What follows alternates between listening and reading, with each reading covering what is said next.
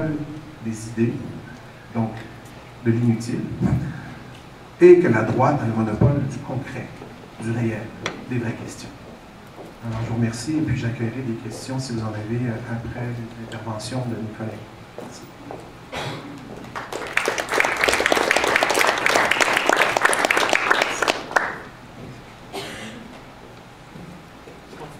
Oui, je pensais que vous alliez. Non, c'est toi. OK, j'ai un problème. J'ai trop de choses à dire, alors c'est pour ça que j'attendais un peu de voir Je peux parler avant si tu veux, puis si tu peux prendre le relais. Pour voir. Ça va, je peux peut-être essayer d'abréger aussi. Là. Je vais peut-être prendre un petit peu plus de temps que M. Paquin.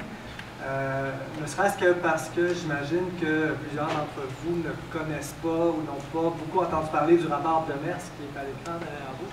Peut-être juste lever la main ceux qui savent quelques trucs ou qui ont entendu parler un peu de ce rapport-là, de la mobilisation autour de ça. OK, donc c'est pas si mal. Donc, je vais quand même resituer ce rapport-là. Donc ça va être mon premier point. Peut-être, Jolène, mettre ça. Je ne ferai pas tout ça. Je vais restituer un peu le rapport de Mers, donc le point 1. Je vais aussi dégager quelques constats et recommandations faites par le rapport, en rappeler, et puis essayer de brosser, mais vraiment rapidement, une analyse des enjeux de ce rapport-là, des enjeux que j'appelle austères, c'est-à-dire de quelle manière est-ce que les orientations proposées dans ce rapport-là pour l'avenir du réseau collégial accentuent, si on veut, le virage néolibéral de l'État québécois.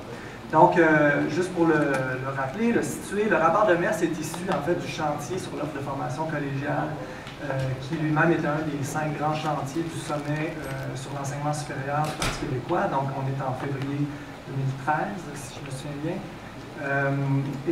Ce chantier était présidé par Guy Demers, qui est un ancien recteur de Cégep Lévis-Lauzon.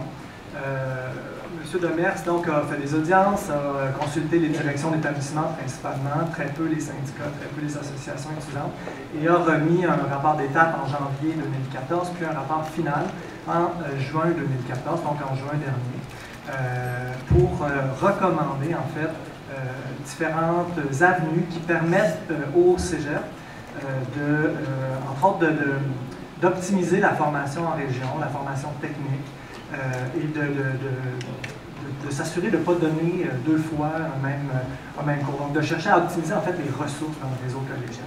Et puis, depuis que ce rapport est sorti là, il y a une grande mobilisation chez les profs de cégep, en particulier les profs de la formation générale, mais aussi en fait l'ensemble des profs un peu engagés, là, tous les profs contre la hausse, ce qui est inscrit contre la hausse aussi ici, les syndicats, pour en fait essayer d'analyser quels sont les enjeux, mais aussi de dénoncer en fait certaines orientations qui sont là-dedans. Donc peut-être que j'irai directement en fait au point 2, qui est de voir un peu l'esprit et les recommandations du rapport de Mers. Donc, je vais vous en présenter 4, okay, mais il y en a beaucoup plus. Évidemment, c'est un rapport de quelques 150, 200 pages, je ne me souviens plus exactement. Il y a 23 recommandations là-dedans. Donc, une première qui est une volonté d'arrimer, en fait, davantage la formation collégiale aux besoins des entreprises.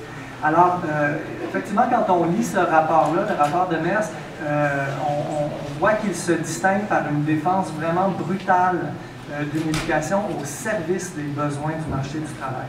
On lit par exemple à la page 35 de ce rapport que la formation je le cite donc, la formation de la future main-d'œuvre est un enjeu prioritaire de la société québécoise à court et à moyen terme. Et plus loin, on lit également que le réseau des collèges constitue un levier incontournable permettant aux organisations et aux entreprises du Québec de pouvoir recruter la main-d'œuvre dont elles auront besoin et à la population de pouvoir se doter des compétences appropriées en lien avec l'évolution du marché de l'emploi québécois. Mais en contrepartie, on ne trouve aucune analyse, aucun discours sérieux, engagé, si on veut, une vision articulée du rôle des cégeps dans le développement des personnes cultivées, critiques, rationnelles, libres, autonomes. Bref, un déséquilibre entre la composante humaniste de la formation collégiale et la composante professionnelle. Et ce déséquilibre donne vraiment le ton de tout le rapport. Donc, par exemple, au chapitre 2 du rapport, qui est le chapitre qui contextualise, excusez-moi, le chapitre qui contextualise, donc le titre du chapitre, c'est « Contextualisation de la réflexion sur les programmes d'études et la formation collégiale ». Donc, ça donne vraiment les grandes préoccupations qui guident l'auteur du rapport. Les grandes préoccupations, en fait, elles sont au nombre de deux. Elles se présentent autour de deux axes. Le premier qui est l'urgence d'agir pour arrimer l'offre de formation collégiale aux besoins du marché du travail. Et le deuxième, qui est l'importance d'assouplir la gestion des programmes en vue d'une adaptation continue de la formation, de l'offre de formation aux besoins du marché du travail. Donc, ce sont vraiment les deux axes de préoccupation qui structurent l'ensemble des recommandations qui vont ressortir de ce rapport-là. Par exemple, on lit même, page 38 du rapport, que la capacité concurrentielle des entreprises dépend de la réponse que donnera le réseau collégial à ces deux défis que je viens de donner. Je rappelle que ce n'est pas un rapport qui est remis au ministère de l'Économie et de l'Innovation, c'est un rapport qui est déposé au ministère de l'Éducation. Mais la principale préoccupation, c'est la capacité concurrentielle des entreprises, la formation de la main-d'œuvre. On n'en a que pour ça, souplesse, adaptation, et ainsi de suite. Donc, en quoi tient la recette? En ces mots-clés, souplesse, adaptation, flexibilité, des mots dont l'occurrence ne se compte plus dans le rapport. C'est vraiment le lexique de la fluidité. Rien ne doit s'opposer au flux des capitaux, et en particulier du capital humain. En fait, le rapport de Mers parle des étudiants et des étudiantes essentiellement en termes d'employés actuels, pour ceux qui sont à la formation continue, ou d'employés en devenir, pour ceux qui arrivent du secondaire. Donc, un étudiant, c'est essentiellement un employé potentiel. Et lorsque le rapport rappelle que les cégeps visent aussi le développement de la personne, c'est quand même un des piliers des cégeps depuis leur fondation dans les années 60, il ajoute aussitôt que cette formation de la personne doit se faire en fonction des besoins actuels et prévisibles de la société. Autrement dit, la mise au service de l'éducation, au service d'autres choses qu'elle-même, hein, ici au service des besoins de l'économie et pour ainsi dire quasi totale. Donc ça c'est pour le premier point, vraiment le ton, c'est d'arrimer la formation collégiale aux besoins des entreprises. Le deuxième constat, les deuxièmes orientations qui se dégagent de ce rapport-là, c'est de dissoudre, le mot est fort, il vient de moi, il ne vient pas de M. Lemers, mais je l'utilise quand même à dessein, c'est de dissoudre les diplômes dans des parcours individualisés. Alors, le rapport fait le constat que l'un des principaux obstacles à la production d'une main-d'œuvre qualifiée et disponible au Québec est la rigidité des conditions de diplomation. Donc, par exemple, il y a des étudiants qui vont réussir tous leurs cours de formation spécifiques, mais à qui il va manquer un ou deux cours de formation générale ou à qui il va manquer l'épreuve uniforme de français. Il faudrait trouver des moyens pour diplômer ces gens-là quand même si finalement ils n'ont pas fait tous leurs cours. Et donc, le rapport propose qu'on crée un DEC, un diplôme d'études collégiales, par un cumul d'AEC, des attestations d'études collégiales. Donc, juste pour vous situer, un DEC, comme vous savez, c'est 2 ou 3 ans, selon si vous faites un DEC technique ou préuniversitaire. Et une AEC, c'est plutôt un parcours d'études qui est destiné aux gens qui ont plus de 21 ans, qui reviennent en fait du marché du travail et qui veulent, c'est la formation aux adultes, c'est la formation continue. Et donc, ce qu'on propose ici, c'est de dire, si on réussit à cumuler les AEC suffisamment, est-ce qu'on ne pourrait pas octroyer en même temps un DEC? Donc, avec ce cumul d'AEC-là. Autrement dit, on parle ici d'un DEC qui n'a pas de vision d'ensemble, hein, qui n'a pas de vision cohérente d'un parcours éducatif, mais surtout d'un DEC dans lequel il n'y a pas de formation générale, c'est-à-dire précisément la composante humaniste et non seulement technicienne de la formation collégiale. Je cite le rapport. Notre société a-t-elle les moyens de se priver de la contribution productive de chacun de ses citoyens à son essor et à son avancement?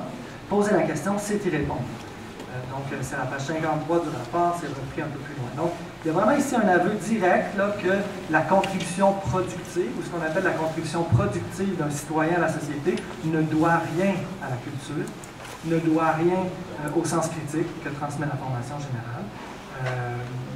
Mais doit tout, en fait, à des compétences techniques. Ce qu'on cherche, c'est des travailleurs et non pas des travailleurs doublés d'une capacité de réflexion. On peut donner pour ça l'exemple de la formation continue. Le rapport recommande, la recommandation 18 du rapport, c'est de se préoccuper des besoins en littératie des candidats aux AEC, donc des gens qui viennent à la formation des adultes. C'est tout à fait louable quand on connaît les taux d'illittératie au Québec. Donc, ce qu'on propose, c'est de concevoir des activités de littératie dans les AEC, donc non pas dans les diplômes collégiaux, mais dans les AEC, et par ailleurs, d'ouvrir une possibilité d'obtenir un DEC par cumul d'AEC, et donc de créditer les compétences en littératie qui vont avoir été acquises dans une AEC en lieu et place des cours de français. Comme si c'était des cours de formation générale. Évidemment, comme tout le monde le sait, ici, en formation générale, on ne fait rien d'autre que de la littératie. Hein? Non, il n'y a pas d'initiation à un fonds historique commun, il n'y a pas d'initiation à la culture générale, il n'y a pas d'initiation à la littérature, à l'histoire des idées, non. Il s'agit seulement d'apprendre aux gens à lire des textes.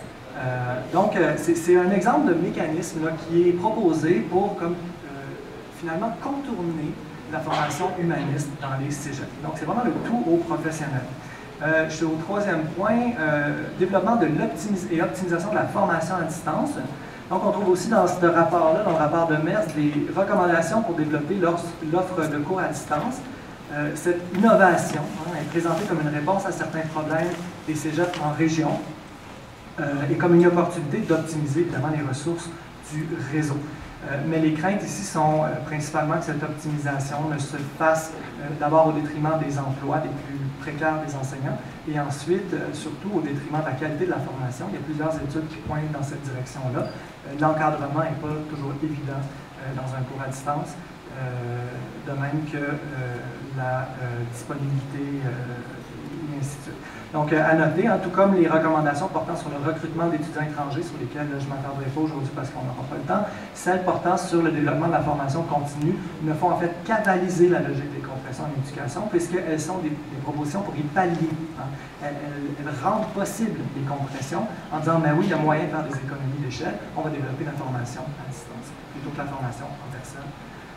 Voilà. Donc, le quatrième aspect, constat, pour vous informer un peu du contenu de ce rapport-là, c'est, et ça fait un peu plus jaser dans les médias, une refonte de la formation générale dans le modèle plus souple des humanities. Alors, c'est un peu la conclusion du rapport. Le rapport écrit en conclusion qu'il faut avoir du courage et de l'audace. Il désigne par ça une réforme assez profonde de la formation générale.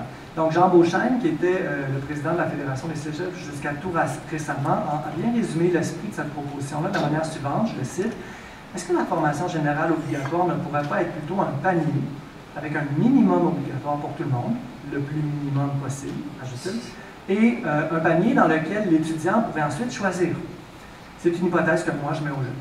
Donc, c'était au mois d'août dernier. Donc, le rapport de Mers lorgne vraiment pour transformer la formation générale dans les cégeps sur le modèle ontarien des humanities, c'est-à-dire un modèle dans lequel il y a un nombre de cours de formation générale qui est variable selon les programmes. Ensuite, il y a une responsabilité locale d'offrir ces cours, laquelle peut donc considérablement varier d'un collège à l'autre. Ensuite, on laisse choisir l'étudiant pour savoir quel cours de formation générale l'intéresse davantage que d'autres. Donc, une sorte de formation générale à la carte. Et finalement, on remplace certaines compétences ministérielles par des compétences institutionnelles, c'est-à-dire par des compétences locales, avec pour horizon la fin du diplôme national et l'habilitation de chaque collège à décerner ses diplômes, ses propres diplômes. Donc voilà, c'est donc un appel à la souplesse, encore une fois, qui, malheureusement, malheureusement, en fait, c'est une des principales critiques qui est faite à cette idée-là sur la formation générale, n'est appuyée sur aucune analyse des insuffisances et des problèmes actuels de la formation générale. Tout au plus, le rapport se contente de décrire, et je le cite, que la formation générale a bien servi de modèle collégial jusqu'ici, mais que son déphasage avec l'évolution de la société depuis les 50 dernières années compromet la valeur de son apport pour les années à venir. On ne saura pas plus en quoi est-elle déphasée. Deux secondes. J'ai pris combien de temps? On compte pas. Est-ce que je peux développer un peu les enjeux qu'il y a là-dedans? Okay. Alors, on peut revenir, s'il te plaît, OK. Donc, il y a trois enjeux austères, OK, dans ce qu'on peut voir, en tout cas, dans ce rapport-là. Fait que là, je m'essaye un petit peu. Et ce que je vais faire, c'est que je vais comme délibérément... D'abord, chercher mes notes. Ok, je suis là. Je vais délibérément passer par-dessus une conception de l'austérité, excusez-moi, qui la verrait en termes étroits, c'est-à-dire en termes de compression, en termes comptables. Okay? L'austérité, c'est bien sûr la chape de plomb des compressions budgétaires. C'est extrêmement important. Mais l'austérité, c'est aussi un projet idéologique, un projet de réingénierie sociale, de réingénierie politique, économique. Bref, c'est un approfondissement dans l'évolution néolibérale. Et je vais essayer de montrer par trois conceptions qui traversent ce rapport-là, comment ce rapport-là, en fait, ouvre la porte à ce que le réseau des cégeps devienne ni plus ni moins qu'un pilier de la néolibéralisation de la société québécoise.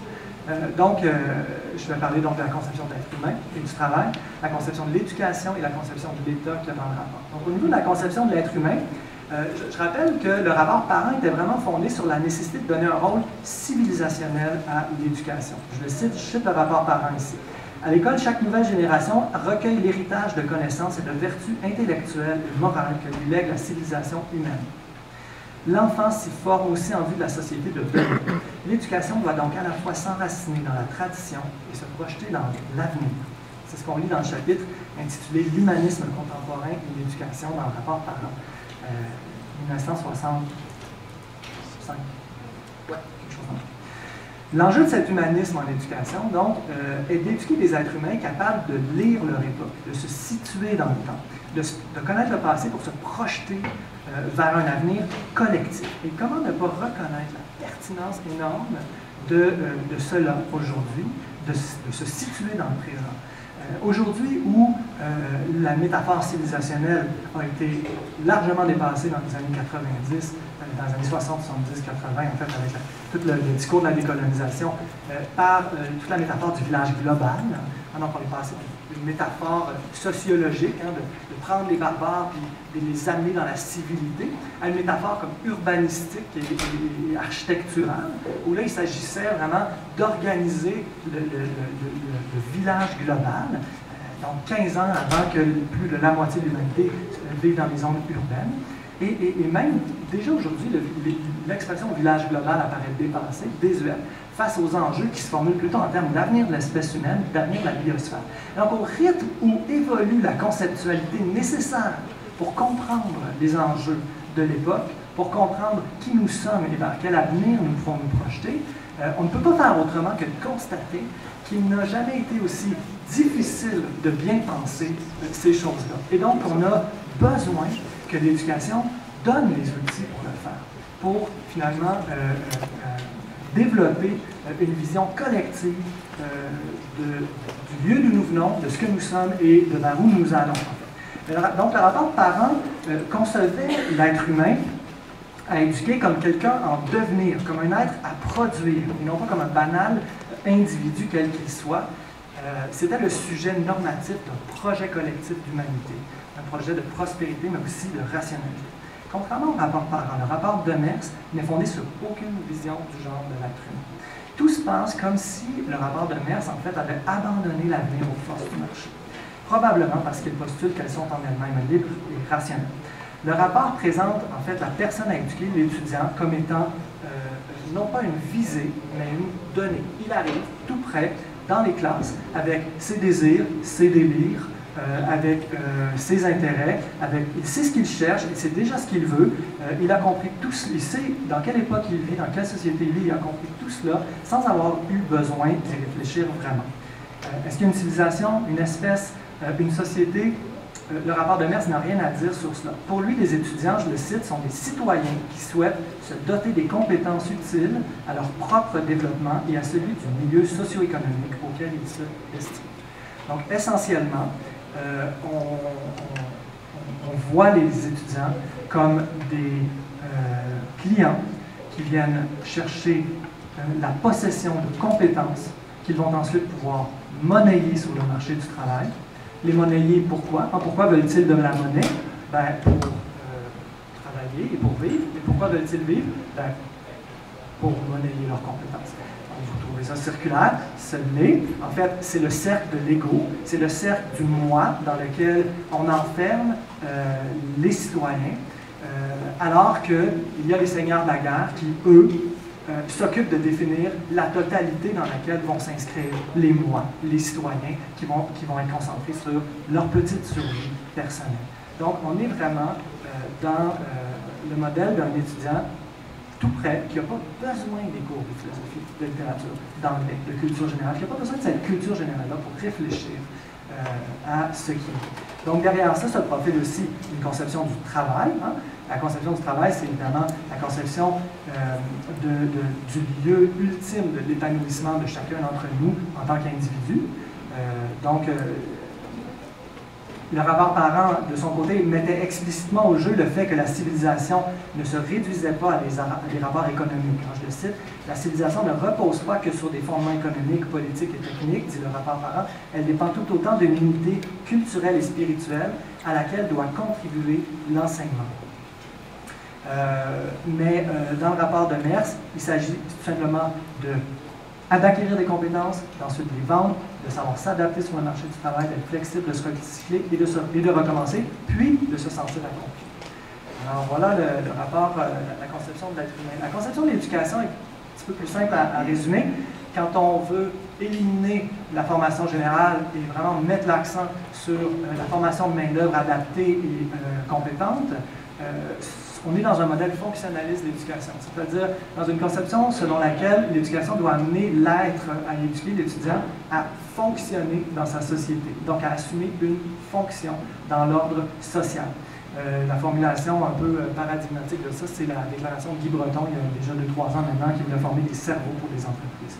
Donc, au terme d'une éducation fonctionnaliste, hein, la personne éduquée doit s'adapter aux valeurs et à l'ordre social en vigueur et y intégrer une fonction productive. On lit ça presque mot à mot dans le rapport de Mers.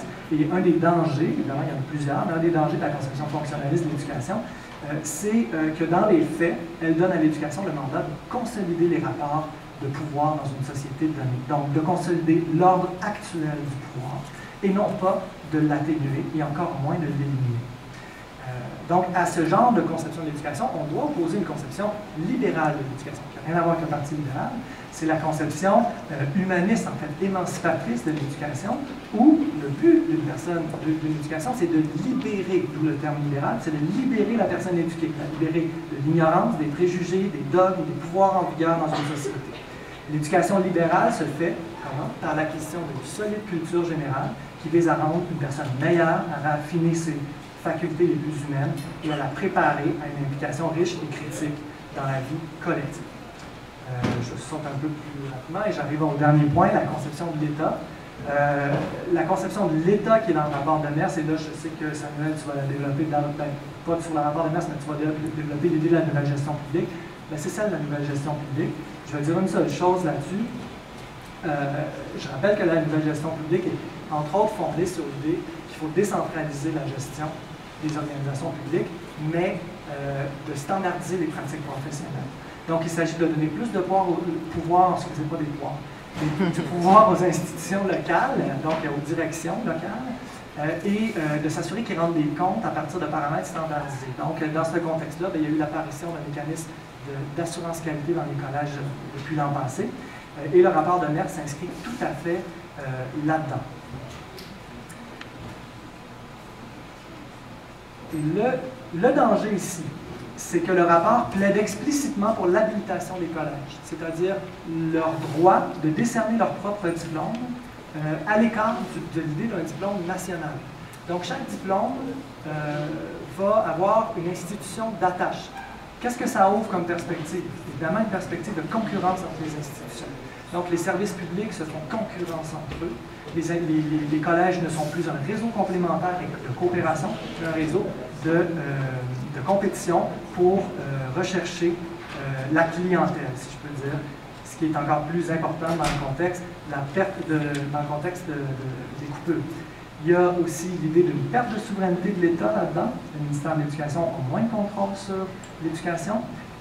C'est les agences d'audit qui l'ont. Partout dans le monde, ce sont 4 grandes agences d'audit, des grandes firmes transnationales qui, ma foi, dicte pas mal les politiques publiques. On parle de Powerhouse Water Cooper, de KPMG, Ernst & Young et Deloitte. Au Québec, la CEEC, c'est un organisme public. C'est la CEEC qui gère les audits dans les collèges, sauf que la CEEC est composée de 4 commissaires directement nommés par le ministre de l'Éducation. Donc, peut-être qu'il y a encore une souveraineté de l'État, mais ce n'est pas un État qui est super démocratique. D'autant plus que les commissaires qui siègent à la CEEC n'ont pas besoin de venir du milieu collégial. Ça peut être tout simplement des acteurs du milieu socio-économique. Voilà, donc il y a vraiment une transformation des finalités des services publics qui est derrière ça. Je vais laisser Samuel en parler un peu plus, mais le résultat net est une perte de souveraineté des États dans cette conception de l'État. Une perte des droits pour les citoyens et les citoyennes, comme le droit à l'éducation, le droit à la santé, et de nouvelles occasions de profit, fondées sur la dépossession des populations au profit de l'investissement privé, parce qu'on ouvre alors les services publics à l'investissement privé. Je vais aller à ma conclusion. Ouais. Voilà, le rapport de Mers, c'est vraiment un grand élan pour l'austérisation à long terme des cégeps. Il y a donc une réforme des esprits qui est contenue là-dedans. Il y a une conception donc, de l'être humain qu'il considère comme étant essentiellement un individu, sans autre intérêt commun avec les autres étudiants que de monnayer ses compétences dans un marché capitaliste. Il y a une proposition de disciplinarisation de la main-d'œuvre, donc une conception de l'éducation qui élimine ou qui en tout cas secondarise la composante humaniste, la composante qui permet non seulement à des employés d'être compétents, de futurs employés d'être compétents, mais aussi de juger, de critiquer, de penser en dehors des sentiers balisés de l'ordre social en vigueur. Donc, des employés beaucoup mieux disciplinés. Et il y a une réorientation des services publics qui est derrière une conception de l'État qui redirige la finalité des services publics pour permettre, en fait, aux entrepreneurs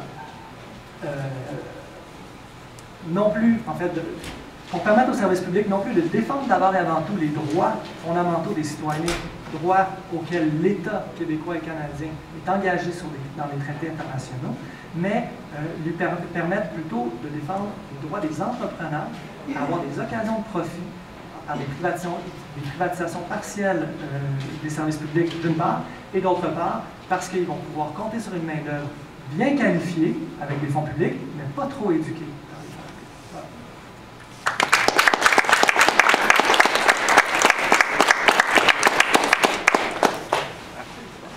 Vous, des questions pour ces deux-là avant de continuer? Peut-être que... Non? Bien, je vais prendre la suite. Je suis vraiment intimidé parce qu'après ces deux excellentes présentations, je me sens petit. Ça va être du défi d'être au même niveau qu'eux. Alors, moi, je vais vous parler de nouvelle gestion publique et de gouvernance. On a eu quelques mots là-dessus. Avant de commencer, mais on va juste poser la question, pourquoi on parle de ça? Ça a l'air un peu abstrait, là, ces mots-là. Comme Philippe l'a très bien dit, l'austérité, et d'ailleurs aussi Serge, René, excuse-moi. Moi, non. L'austérité, oui, à la base, c'est une politique de contrôle, de rigueur et de compression budgétaire dont le but c'est d'équilibrer les dépenses, puis qu'il y ait moins de dépenses et de payer la dette. Mais l'austérité fait aussi partie d'un mouvement plus large qui contribue à réformer, à transformer l'État et donc de revoir comment que son rapport aux citoyens et aux citoyennes. Et c'est un peu plus là-dessus que je vais m'attarder à l'instant, c'est-à-dire sur quelle idée s'appuie l'austérité. Quelle ligne ça suit? C'est quoi la logique derrière cela? C'est très simple. Commencer à esquisser la chose. Jamais un gouvernement qui fait des compressions budgétaires va vous dire « c'est vrai, les services vont être affectés, il y en aura moins ». Ce serait un suicide politique.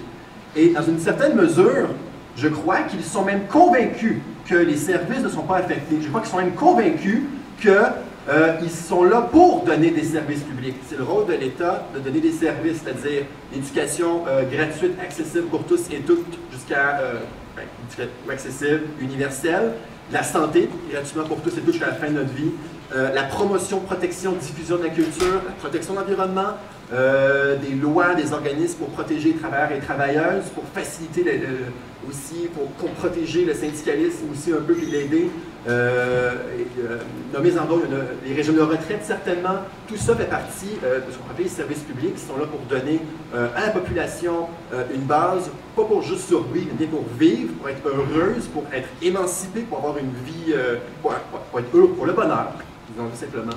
Et aujourd'hui, nos leaders politiques sont convaincus qu'ils travaillent pour ça. Mais comment que, si on coupe dans les dépenses, on donne des services, bien c'est en les reformant. C'est en menant des réformes qui vont transformer comment ils sont gérés, comment ils sont donnés, notre rapport à ceux-ci. Et ça s'appelle précisément la nouvelle gestion publique. Et c'est ça que je vais vous parler à l'instant. Nouvelle gestion publique, c'est un mot qu'on entend plus dans les années 2000. C'est un mot qu'on n'entend pas vraiment dans les médias, mais on peut plus peut-être entendre le mot gouvernance aussi. C'est pas mal, pour faire ça simple aujourd'hui, on va prendre ça comme des synonymes. C'est bien comme ça. D'ailleurs, moi je m'inspire largement d'un petit livre, on revient toujours au maître, de Alain Deneau, qui s'appelle Juste Gouvernance, le management totalitaire. Il est chez Luxe, excellente lecture, je vous la recommande. Et comment s'introduire au monde de la nouvelle gestion publique ou de la gouvernance? Bien, j'ai comme fait une petite liste de petits mots qu'on entend souvent, qui sont très représentatifs de cette nouvelle manière de faire de la politique. L'efficacité, l'urgence d'agir, le leadership, le courage, la nécessité, l'optimisation des ressources, les vraies affaires, la satisfaction des clients et des clientes, la réingénierie. En 2003, Jean Charest sortait son grand projet de réingénierie de l'État, c'est exactement ça. La saine gouvernance, ça c'est aller voir n'importe quel site d'une institution d'État comme un hôpital, il va toujours avoir le page saine gouvernance, comment être une bonne gouvernance. On va revenir à ça bientôt. La reddition de comptes aussi, la qualité, faire des efforts, la juste part, ou le plus drôle, la nouvelle gestion publique, la gouvernance, c'est au-delà de l'idéologie. Ça, c'est assez cocasse. Bon. Alors, moi, mon but, c'est les 15-20 prochaines minutes, c'est de vous donner une vision d'ensemble des transformations qui affectent les services publics au Québec. Ce que je veux dire par là, c'est pas de détailler des exemples concrets dans tout, mais vraiment de donner une espèce d'aperçu de quel est le mouvement derrière, quelle est la rationalité, la logique qui anime l'austérité et donc, corollairement, la réforme et transformation des services publics. Autrement dit, pourquoi on devrait vraiment s'inquiéter, non seulement à court terme pour la précarisation de conditions d'existence, mais aussi à long terme, les services publics, ça va être de pire en pire. Et on dirait que si rien n'est fait dans 4 ans, ben, il n'y aura juste plus d'exemple de système de santé publique. C'est genre pourquoi on se dirige vers ça. Alors, j'espère vous donner à l'instant comment c'est ça, d'en parler. Alors, j'ai brièvement défini les services publics, puis je vais rajouter à ça les services publics, comme on les confie, donc on les conçoit, c'est-à-dire universels, égalitaires, c'est une question de justice sociale, sont accessibles pour tous et pour toutes, indépendamment de nos ressources financières, de notre origine, de notre opinion, bref, tout le monde y a droit à la population. C'est parti, bien entendu, de l'idée de l'État-providence, c'est-à-dire l'État prend la charge de donner de gérer les services, de les financer adéquatement et de les donner. Puis il y a une logique intelligente, c'est intelligent. Pourquoi? Parce que si c'était des services, c'était des entreprises privées qui nous donnaient ces services-là, les entreprises privées, leur but c'est d'être rentable, c'est de faire du profit, c'est de faire du cash. Là-dedans, il y a nécessairement va arriver un moment où, entre le service public et l'entreprise privée, il y a une contradiction. Comment on peut faire du profit sur des soins palliatifs ou sur du cancer? Comment être profitable quand on finance l'éducation postdoctorale d'un chercheur ou d'une chercheuse? C'est des choses qui sont en contradiction.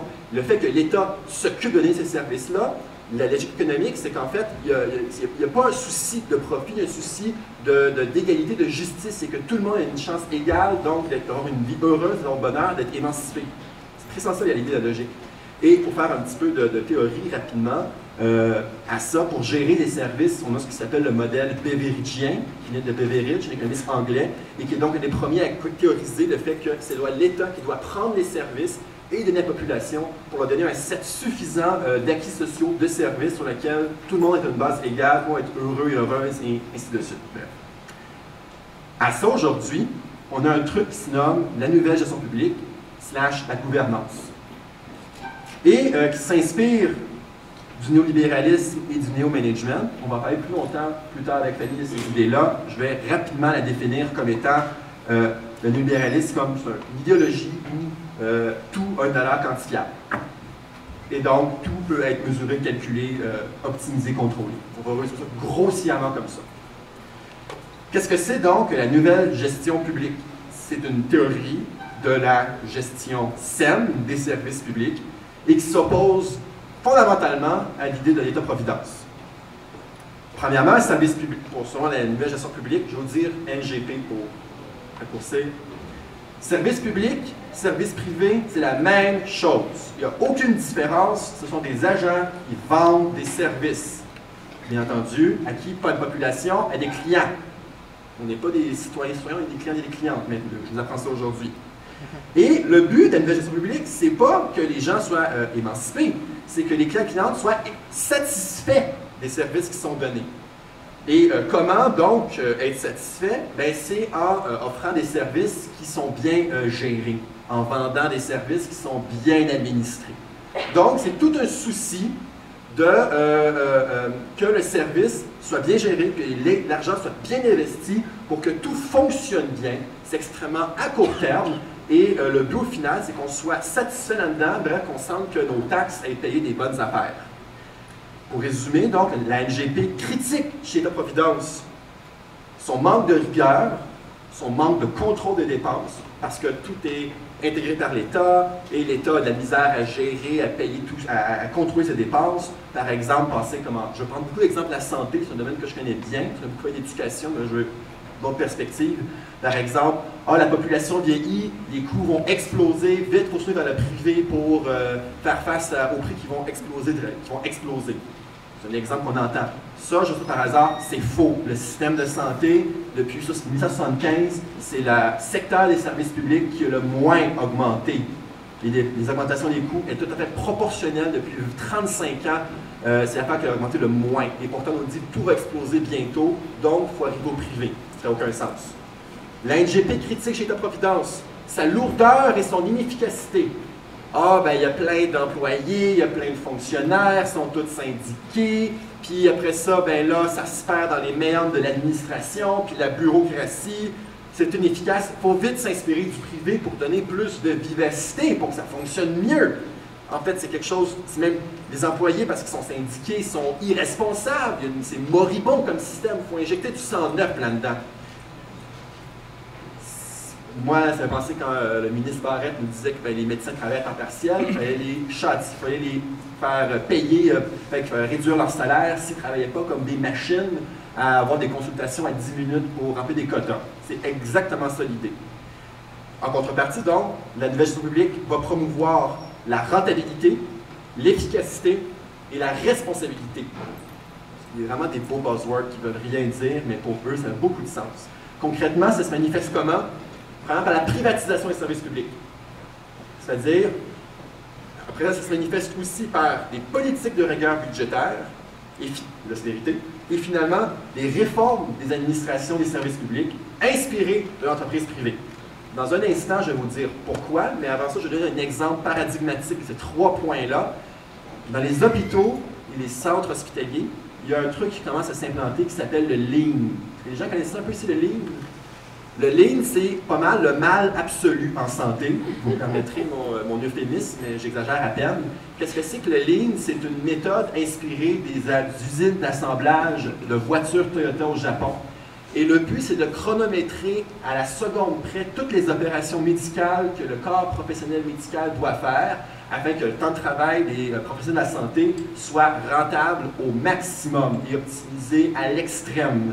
Pour faire ça, et on se dit, on va geler les embauches, mais on va imposer ça. Fait que c'est pas grave s'il y a moins d'infirmières sur le plancher, parce qu'ils vont en faire plus. C'est génial, c'est magique. Pour que ça fonctionne, on augmente la dépense pour engager plus de cadres et d'administration, toute une gang de sycophantes qui s'ensuit, de gestionnaires qui vont être derrière des rapports pour mesurer constamment comment ils travaillent bien et qu'ils font sur leur demande. Pendant ce temps-là, les employés sont soumis à une pression incroyable pour travailler. Fait qu'au CHUM, on augmente une explosion des cas de congés de maladie, d'absentéisme, de problèmes musculaires, squelettiques, de dépression, de suicide.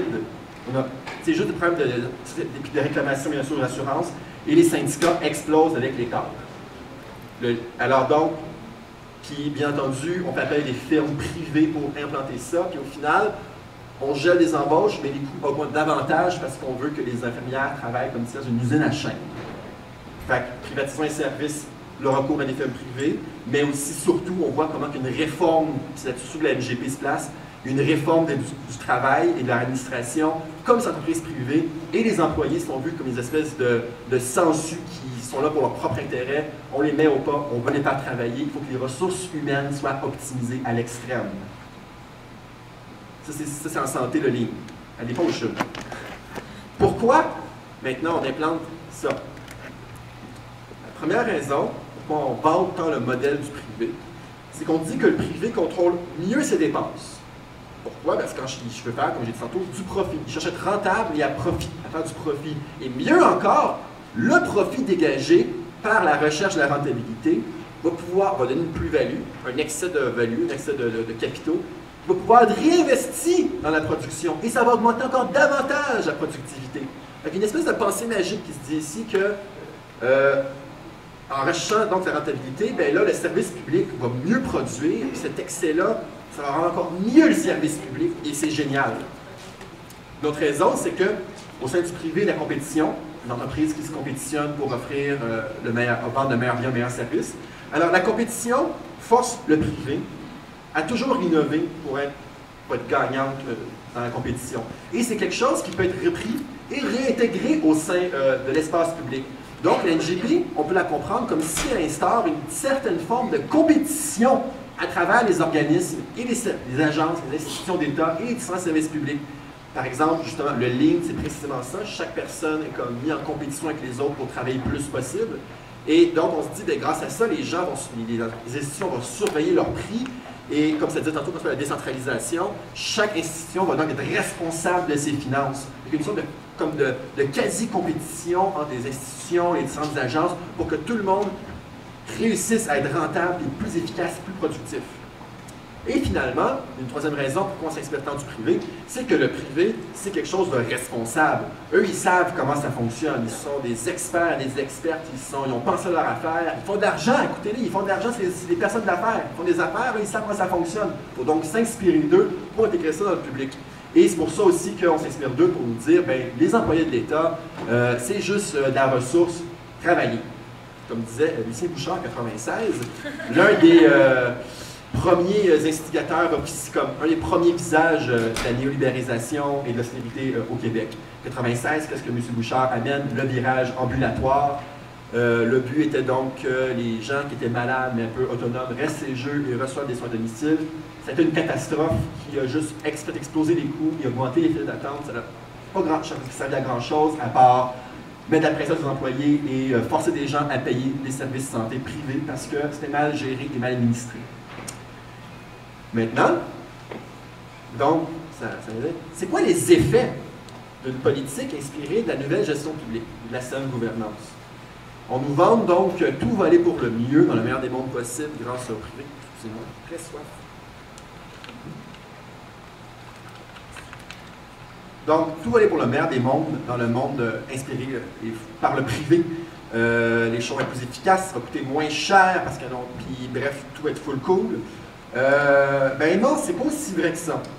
Parce que premièrement, il n'y a aucune étude jusqu'à date qui a réussi à prouver, que ce soit en santé, en éducation ou en d'autres domaines, mais surtout ces deux-là, c'est les plus documentés et qu'on connaît mieux. Il n'y a aucune étude qui démontre que la privatisation, que ce soit qu'on met du privé directement ou qu'on privatise par derrière des réformes de travail, il n'y a aucune étude qui démontre que ça augmente l'efficacité.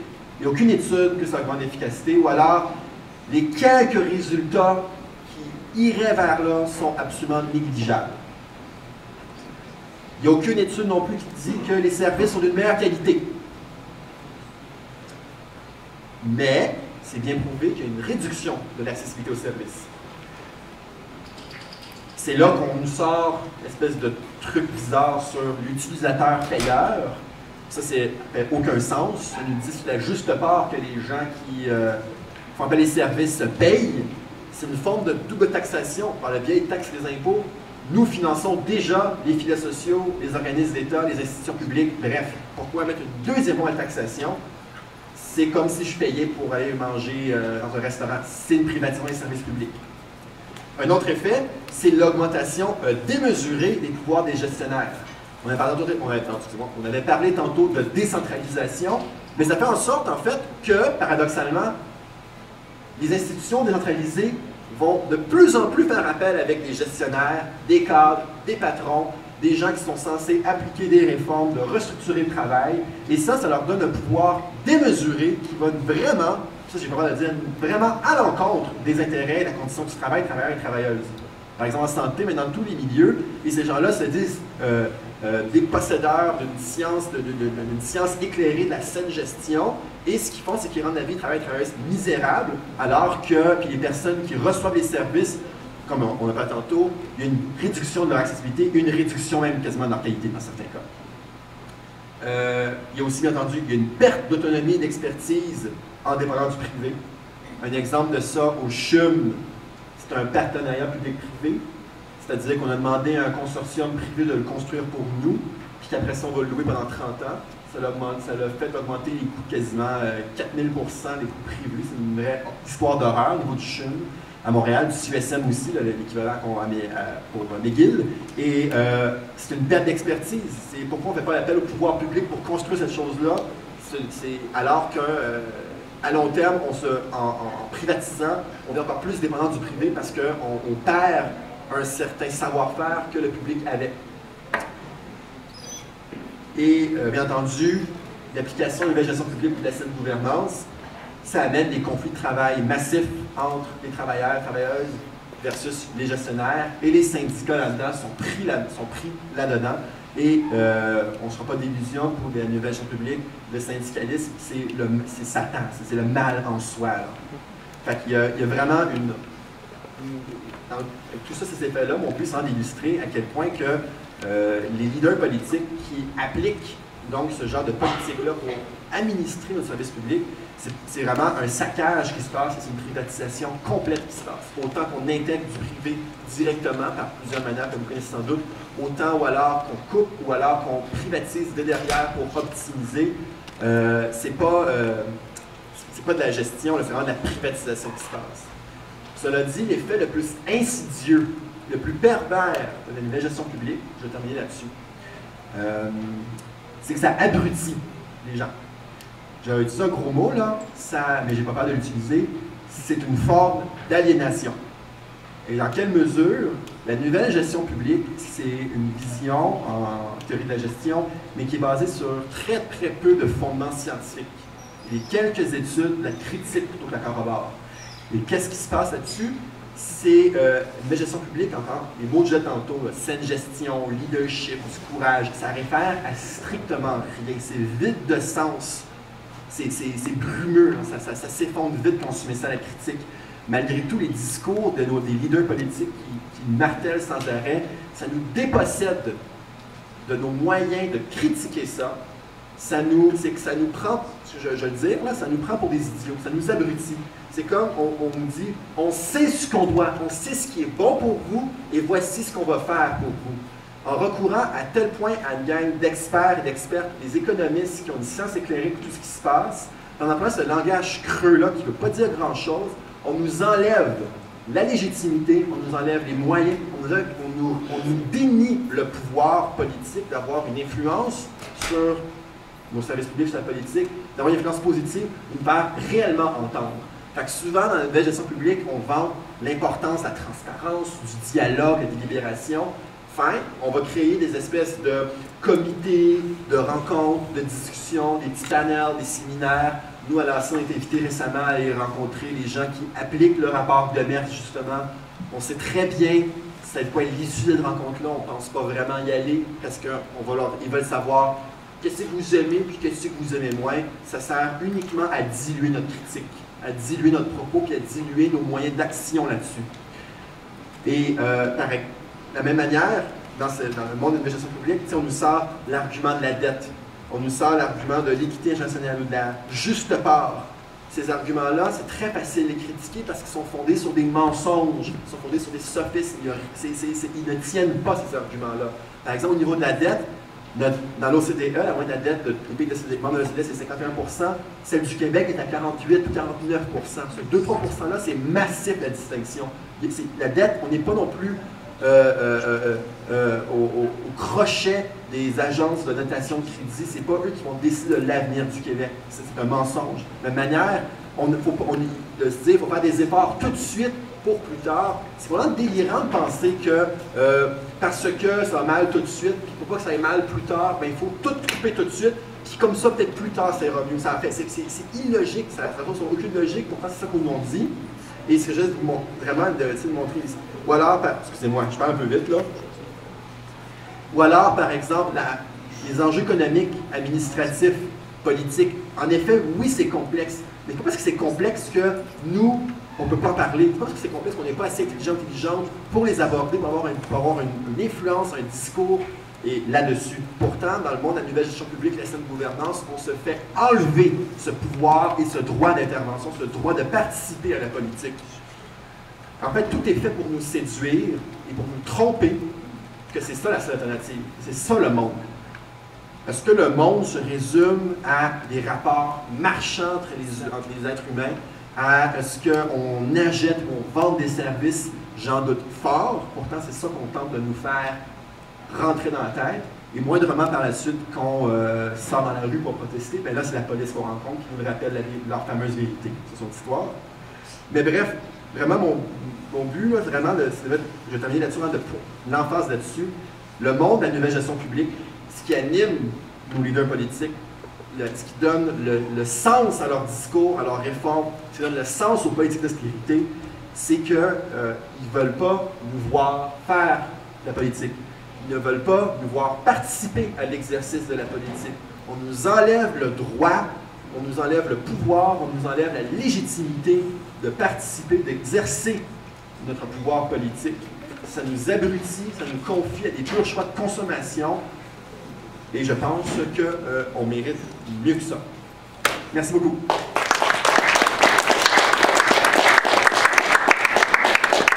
Vous avez des questions pour Samuel avant que je commence? Non, ok. J'en aurais une. T'en as une, c'est bon. Oui. Ah. Allô?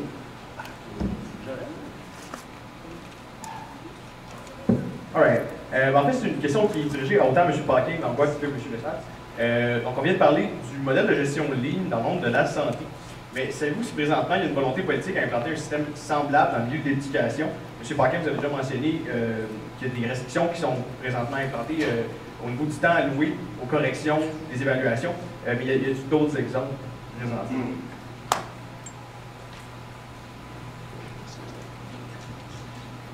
Oui, tout à fait. Par exemple, si on décide de faire des corrections plus rapides, si on peut mesurer, on peut chiffrer, on peut quantifier. Donc, une perte de temps de contrat dans une accréditation consacrée à la correction.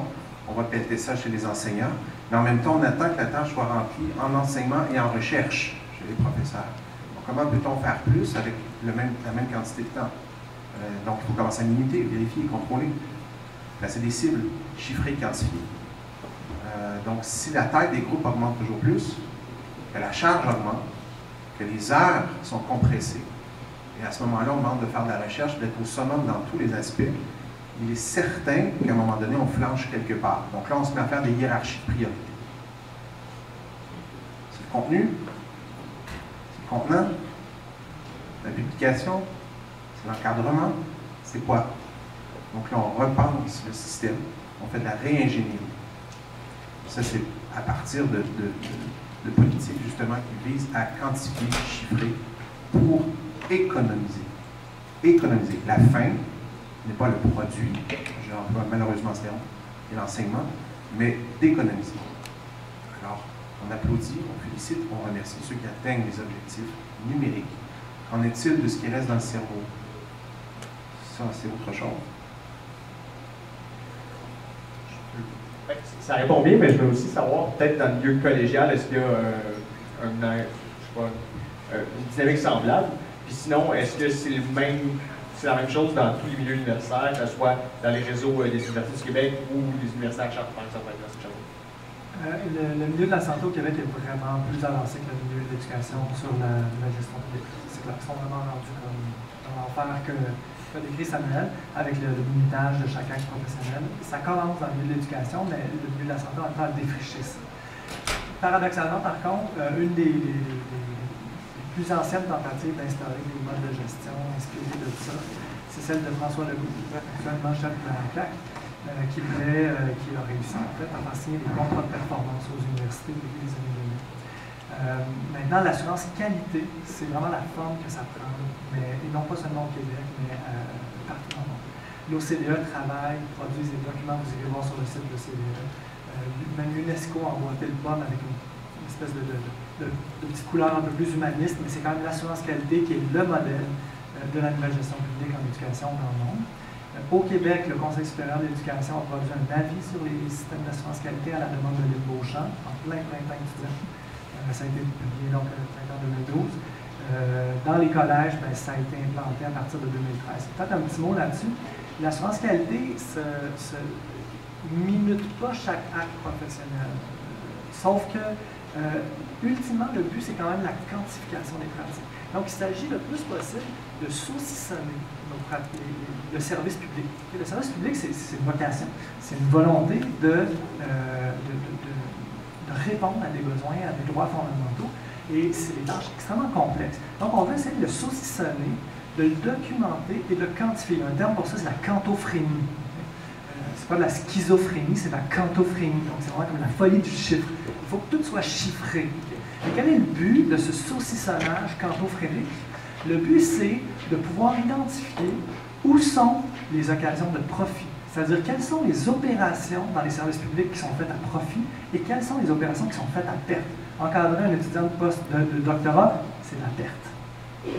Mais gérer un programme, implanter une nouvelle finalité de programme, il y a peut-être des occasions de profit. Une fois qu'on aura quantifié tout ça, dans 10-15 ans, bien là, ça va être beaucoup plus facile pour les lobbies privés de faire la pression aux bons endroits et de dire voici ce qu'on veut que vous ouvriez dans la prochaine réforme. Voici ce qu'on veut que vous ouvriez. Et il y a des marchés, il y a des accords de libre-échange transatlantiques qui vont faire en sorte qui vont s'assurer que ce n'est pas juste les entreprises québécoises qui vont avoir accès à ces marchés-là, mais aussi les entreprises outre-Atlantique. Donc, il y a vraiment, c'est vrai qu'on parle beaucoup de la privatisation des services publics, mais il faut, moi je commence plutôt à parler en termes de parasitage des services publics. Le privé a besoin que les services publics subsistent, mais il a besoin qu'ils s'occupent des tâches qui ne sont pas rentables. Il y a besoin d'ouvrir des marchés, parce que la seule possibilité de faire des profits pour le privé en ce moment n'est plus liée à la croissance économique, il n'y en aura plus, elle est liée à la dépossession des populations. Et donc, une des principales choses dont on peut les déposséder, c'est les services publics et les ressources naturelles. À ça, moi, je veux rajouter que quand tu parlais du parasitage, je vais prendre un exemple. La santé, après sur l'éducation. Juste en santé, par exemple, il y a beaucoup de cliniques médicales privées. Il faut aller comme payer le docteur, puis avoir... mais les docteurs, expressément, là, ils sont là pour vous vendre la santé, là, mais sur des petites affaires, genre « Ah, j'ai un rhumatisme dur, peux-tu voir qu'est-ce qui se passe, tout ça. » On prend le client idéal des cliniques privées, c'est des gens en santé et riches. C'est drôle. Mais ce qui est lourd au système de santé, c'est des cancers, des maladies chroniques, tout ça. Ben, c'est pas rentable, c'est pas profitable, on envoie ça dans le public. Fait qu'au final, la privatisation, c'est aussi justement de se faire ce parasitage-là. Par rapport à l'assurance qualité, moi j'ai deux exemples concrets qui me viennent en tête, un pour le collège, un pour l'université. Je peux parler ici. Pour le collège, il y a le truc qui s'appelle le CCTT, le Centre collégial de transfert et technologie. Ça, c'est un centre de recherche implanté dans les collèges, souvent financé en partie par une entreprise privée dans la région aussi, et qui finance aussi beaucoup, qui a un droit de regard sur les formations techniques données dans les cégeps. Les formations techniques ont choisi des stages au sein du CCTT. Le CCTT produit des petits brevets que les compagnies peuvent facilement racheter. Alors là, on a vraiment une espèce de parasitage. Il y a au sens qu'il y a une privatisation. l'entreprise privée arrive et vraiment utilise le cégep pour se créer une main-d'œuvre adaptée à ses besoins et pour aussi avoir des brevets facilement qu'elle va pouvoir se racheter. Et ces CTT-là n'ont aucune, ou très peu que sur le papier, vocation de recherche à l'université, de la progression du savoir. C'est... Salut! Hein? C'est la recherche appliquée. C'est la recherche vraiment appliquée. Puis à la base, moi je veux dire, la recherche appliquée, c'est pas une mauvaise chose en soi, mais le reste, c'est qu'elle existe uniquement pour le bienfait d'entreprises privées. C'est problématique. Au niveau des universités, un grand principe d'assurance qualité, c'est toujours à l'avant-garde d'une bonne offre de services d'éducation, d'une bonne offre de recherche. Donc, ça se manifeste par un truc qui s'appelle la satellisation des campus. C'est-à-dire, qu'est-ce qu'on a à Longueuil? Bien, il y a un campus de l'Université de Sherbrooke. Qu'est-ce qu'il y a à Laval? Il y a un campus de l'Université de Montréal, puis ainsi de suite. Qu'est-ce qu'il y a à McGill? Bien, McGill possède une compagnie immobilière, qui est McGill Shaw Développement de l'immobilier, en tout cas, qui est une plus grosse compagnie d'immobilier privé au Canada. C'est vraiment cocasse. Et donc, on a la... J'arrête. Ouais. Puis donc, la logique, c'est, je finis là-dessus, la logique, c'est de dire, ben là, on va assurer la qualité, on va être sûr que pour la demande des gens qui veulent investir dans leur capital humain de savoir, on va leur offrir des locaux partout. Là, des gros bâtiments de béton, fantômes, partout au Québec, qui sont vraiment laids en plus. Bref, c'est ça. Fred.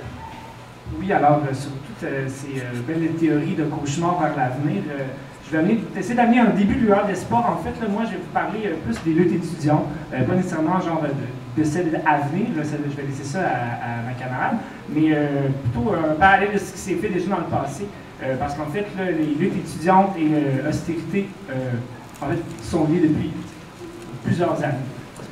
Je vais ça en 3 temps assez brièvement et humblement. Là, je ne suis pas philosophe et professeur d'établissement supérieur. Donc, en 3 temps. Brièvement, qu'est-ce que l'AC? Aussi, souvent les dernières campagnes politiques qu'il y a eu dans la lutte étudiante, c'est sûr que je vais axer mon parcours sur les luttes à laquelle l'AC a participé, l'Association pour une solidarité syndicale étudiante.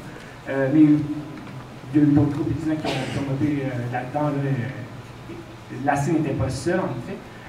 Puis aussi, en fait, le pourquoi le milieu étudiant devrait, selon moi, là, je vais quand même le dire que c'est assez subjectif comme opinion, mais je crois qu'elle est assez partagée par la plupart des gens, en fait, s'impliquer dans la lutte contre l'austérité. Donc, premièrement, qu'est-ce que l'AC? C'est une association étudiante qui regroupe maintenant près de 80 000 membres, qui a été créée, en fait, ici même à Sherbrooke, en 2001. Le 25 février 2001, ça fait bientôt 14 ans. C'est né, en fait, du mouvement contre le libre-échange des Amériques, la ZLEA, et encore du sommet des Amériques, qu'il y a eu des gros débats politiques, en fait, à ce moment, en 2001. Donc, les principes de la science, en fait, sont basés sur la charte de Grenoble qui a été créée par l'Union nationale des étudiants en France en 1946. En fait, sur l'article numéro 1 de cette charte-là qui considère que les étudiants sont en fait des travailleurs intellectuels, donc sur cette base-là, qu'on peut utiliser le syndicalisme pour revendiquer des choses, des conditions de vie, etc. À l'AC, le syndicalisme qui produit ce syndicalisme de combat qui, en fait, par la structure de l'AC, permet l'implication de tous et toutes grâce, en fait, à des mandats, des débats, des assemblées qui partent des associations de base, donc on fait la GFLECH à la base du mouvement étudiant, et que de ces débats-là naissent des principes, des idées, des positions politiques défendues à l'ensemble de l'association au national. Donc, je vais faire rapidement, en fait, les grandes luttes, là, les principes de l'AC, il y a 7 principes, ça peut bien les réitérer pour pouvoir savoir pourquoi on la même base, en fait, là. Pour une éducation publique gratuite, laïque, de qualité, accessible et non discriminatoire. C'est le premier principe. Pour un régime d'aide financière adéquat ayant pour but d'éliminer l'endettement des étudiants, d'assurer la satisfaction de ses besoins fondamentaux. Pour un réseau d'éducation publique libre de toute ingérence de l'entreprise privée, y compris la sous-traitance. Donc, quand on parle justement de gouvernance, ça rentre déjà là-dedans. Aussi pour la démocratisation des institutions d'enseignement et pour la perspective d'autogestion, que tous et toutes puissent participer dans les débats politiques justement légers. pour une solidarité syndicale avec toute lutte internationale progressiste visant le mieux-être de la société, contre toute forme de mondialisation qui entérine la prédominance du profit et du bien-être de la population, et en fait un 16e principe qui a été adopté dernièrement, qui est pour un féminisme combatif visant l'abolition du système patriarcal sur toutes ses formes. Donc, brièvement, dans les premières luttes qu'il y a eu dans l'AC, il y a eu en 2002, suite à sa naissance, un mouvement contre la ZLEA qui était contre le libre-échange américain. Il y a eu des grandes manifestations qui ont été créées à ce moment-là, plus de 10 000 personnes dans les rues et tout. En 2003, c'était contre l'assujettissement de l'éducation sur le marché, tout ce qui était privatisation sur des services offerts aux locaux. On peut donner en exemple les cafétérias qui sont souvent gérées par des entreprises privées qui en fait pourraient être aussi gérées par des étudiants et étudiantes qui donnent l'endroit à des employés de l'école et tout. Donc, il y a eu des luttes là-dessus. En 2005, gros mouvement de grève, en fait, là, en raison d'une réforme sur l'aide financière aux études. Il y a eu une grande coalition que l'AC avait formée qui s'appelle la CAC, qui faisait l'abolition de la réforme de l'aide financière aux études et au niveau que les gens qui coupaient l'aide versée aux étudiants ayant des besoins financiers pour avoir l'accès aux établissements d'éducation.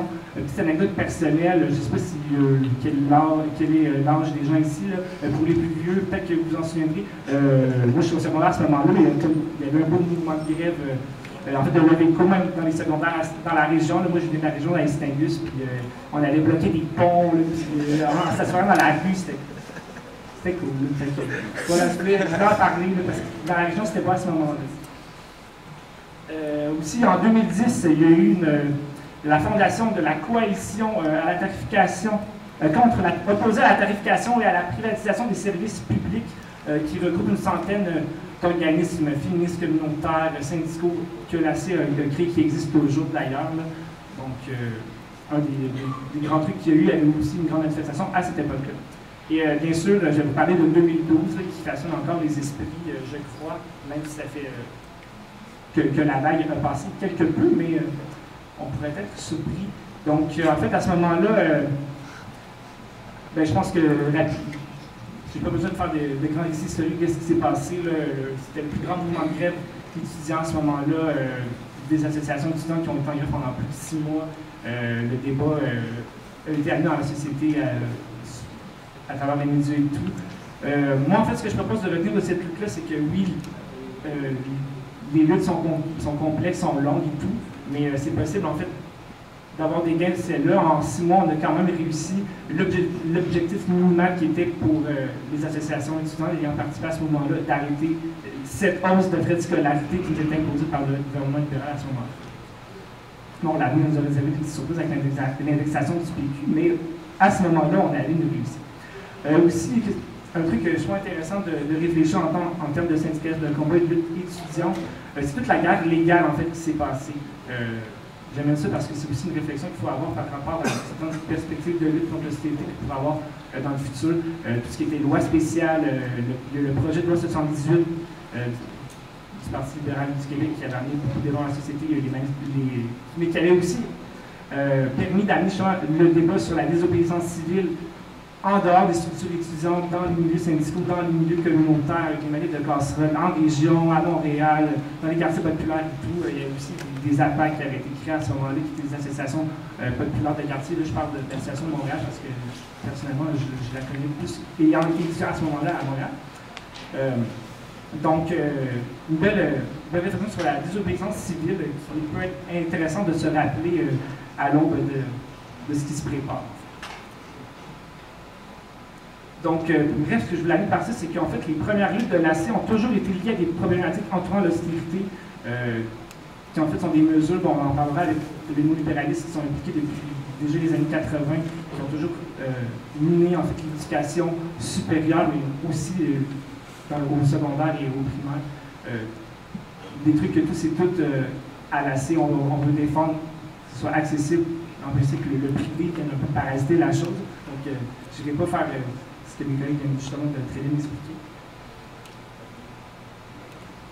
Dans le fond, l'AC est là pour défendre ce qui a été amené par le rapport Parent, qui était les institutions supérieures des cégeps, qui étaient là en fait pour défendre une vision humaniste de l'éducation dans la société, parmi des citoyens en fait qui sont critiques, aussi capables d'avoir une autonomie sur leur domaine d'emploi et pas seulement en fait sur le fait d'acquérir des connaissances qui leur serviront sur le marché du travail. Donc par la suite, il y a eu une belle campagne en 2012-2013 qui était pour la gratuité scolaire en fait, qui était dans la mouvance du sommet sur l'éducation supérieure qui a été organisé par le Parti québécois, qui a résulté par la belle indexation qui fait que maintenant on n'a plus le gel de la gratuité scolaire. Ben, le gel des frais scolarités, je vais dire le gel de la gratuité scolaire, ça serait merveilleux. Mais bon, donc, et de ce qui en est sorti, le rapport de Mers donne les 5 chantiers de réflexion poussés sur qu'est-ce que la société québécoise et qu'est-ce que l'éducation, qui ont été développés de mon avoir. Donc, en fait, il y a une campagne qui est actuellement amenée, qui est contre en fait, qui est axée sur les services publics, en fait, contre la privatisation de ces choses-là. Un mandat qui a été adopté, en fait, par les étudiants, avant même qu'on se mette à parler beaucoup de sécurité dans les médias. Les associations avaient comme senti que le coup allait venir avec l'élection du Parti libéral. Donc, c'est un désir, en fait, d'aller la critique plus large que simplement sur des chiffres. Avec la lutte étudiante, on parle souvent des chiffres de frais de scolarité. On a discuté peut-être à pousser un peu la réflexion sur tout ce qui est l'aspect systémique, idéologique de ce qui nous frappe actuellement dans le domaine de l'éducation, mais aussi de réfléchir, en fait, que ce qui se passe en éducation, c'est vraiment pas sectaire au milieu universitaire et collégial, que ça se passe en ce moment, en fait, partout, et que ce qui se passe aussi dans le milieu de l'éducation va toucher directement et indirectement les services publics en dehors du milieu universitaire et collégial et vice-versa. Donc, là, je vais parler rapidement pour la suite, pour laisser ma camarade Fanny expliquer d'autres trucs. En gros, c'est comme je disais, il faut vraiment, je crois qu'il est vraiment pertinent que les étudiants et étudiantes, là je vais dire ici à Sherbrooke, mais je crois que ça doit être aussi à travers le Québec, mais je vais parler de Sherbrooke, doivent se mobiliser pour leur service public, en fait. Tout ce qui est aide sociale, garderie, régime de retraite, c'est tous les droits syndicaux qui est inspiré de la belle idéologie qu'on avait en tant que société québécoise, d'amener un avenir meilleur où la place de l'humain serait mieux, on se rend que l'État, en fait, investissait collectivement des biens, des collectifs, des ressources que tous et toutes avons besoin pour s'épanouir et justement sortir un peu du carcan, travail, console, va te coucher, écoute la télé, etc. Donc, c'est ça, il faut réfléchir vraiment sur les régimes de retraite qui sont touchés en ce moment. Il y a eu des débats sur la loi 3, ce n'était qu'un début. C'est certains employés municipaux qui ont été touchés par ça. Malheureusement, la loi semble être adoptée. Donc, c'est ce qui va. J'imagine qu'il y aura des débats sur qu'est-ce que sera la lutte des employés municipaux à ce niveau-là. Mais c'est donc. Au Québec, en ce moment, il se passe des choses assez intenses. C'est un recul, justement, de plusieurs décennies. On parle des droits syndicaux, on sort de nos services publics au détriment de l'accessibilité et de la qualité de ces services-là, pour en fait que si tu as le moyen de payer, tu puisses avoir plus directement accès à ces services-là, alors que souvent, c'est des personnes en situation précaire qui en ont le plus besoin. Juste en fait, là, une petite, pour conclure, les impacts concrets de trucs qui se sont passés ici dans la région, là, au cégep et à l'université, qu'on peut voir sur Internet en faisant quelques brèves recherches. En fait, là, les coupures à l'université de Sherbrooke, c'est la 6e vague de coupures que nous avons en 4 ans. Donc la situation est quand même assez particulière et ne date pas justement des élections du gouvernement Couillard. Il y a eu 13 millions qui a été coupés à l'Université de Montréal suite à des compressions faites par le Parti québécois lors de son dernier gouvernement. Le 7 janvier, à la presse, on annonçait que le cégep de Sherbrooke a un déficit de près d'1 million de dollars, alors que c'est impossible. La loi interdit au cégep d'avoir un déficit. En fait, il y a 12 cégeps au Québec qui sont malheureusement déficitaires en ce moment et qui totalisent 4 millions de dollars, en fait. Donc, un quart de tout ce qui est déficitaire en ce moment dans les cégeps à travers la province, c'est le cégep de Sherbrooke. Donc, quand on parlait du rapport de Metz qui va changer la vocation des cégeps, de la nouvelle gestion et tout, on peut présumer que le cégep de Sherbrooke risque d'être un des premiers à être mis sous tutelle et à manger la claque pour utiliser la belle expression.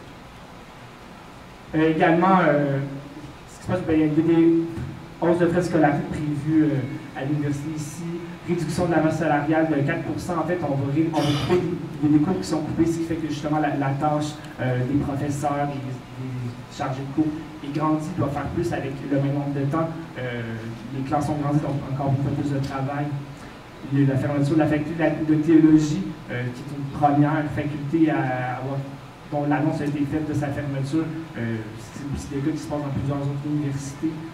Pas nécessairement pour les facultés de théologie, mais tout ce qui est faculté généralement, c'est les arts et les sciences humaines et tout ce qui relève des vocations humanistes des études supérieures qui mangent la claque en premier. Également, il y a la coupure des auxiliaires dans l'enseignement qui se passe dans votre faculté, la faculté de sciences humaines ici à l'Université de Sherbrooke. Il y a des postes, il y a des gens qui ne pourront pas travailler en tant qu'auxiliaires d'enseignement de correction.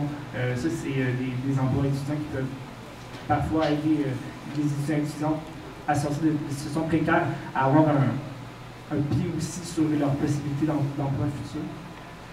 Donc, je ne sais pas si les gens aussi, des syndicats présents peuvent amener d'autres points par la suite sur ce qui se passe. Dans un peu de temps, je finirai là-dessus, que je pense qu'il est nécessaire que les étudiants on utilise des structures qui sont là, en fait, grâce au syndicalisme de combat, puis à la démocratie directe qui est permis par la C. Je fais un peu, je vous vends la C un peu, je suis désolé. D'utiliser ces structures, de ne pas avoir peur de vous impliquer dans vos structures, dans vos milieux, parce que la force de tous et toutes est nécessaire. Et on a tous et toutes des forces et des faiblesses qui doivent être bien exploitées. Donc là-dessus, je vais laisser Fanny parler.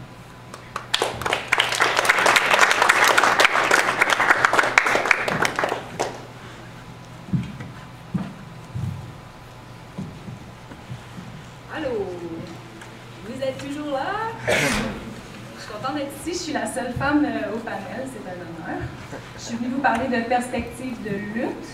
Je ne vous vendrai pas malheureusement nécessairement les structures de la C, quoique j'en suis une fière membre, mais je vais vous parler d'autogestion puis de démocratie directe, de désobéissance civile puis d'action directe.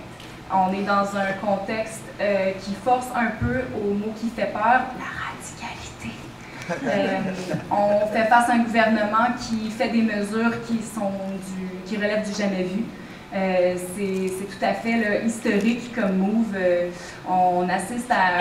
Charest, c'était un agneau à côté du gouvernement Couillard. Fait que je ne sais pas s'il y a ici des gens qui pensent qu'on a gagné en 2012, mais juste là, comme ça, un petit topo, on s'est quand même fait ramasser avec une hausse significative qui est juste passée sous le nom de l'indexation, mais on se ramasse avec le même résultat. Les frais continuent d'augmenter, tandis que le revenu moyen des étudiants continue de descendre.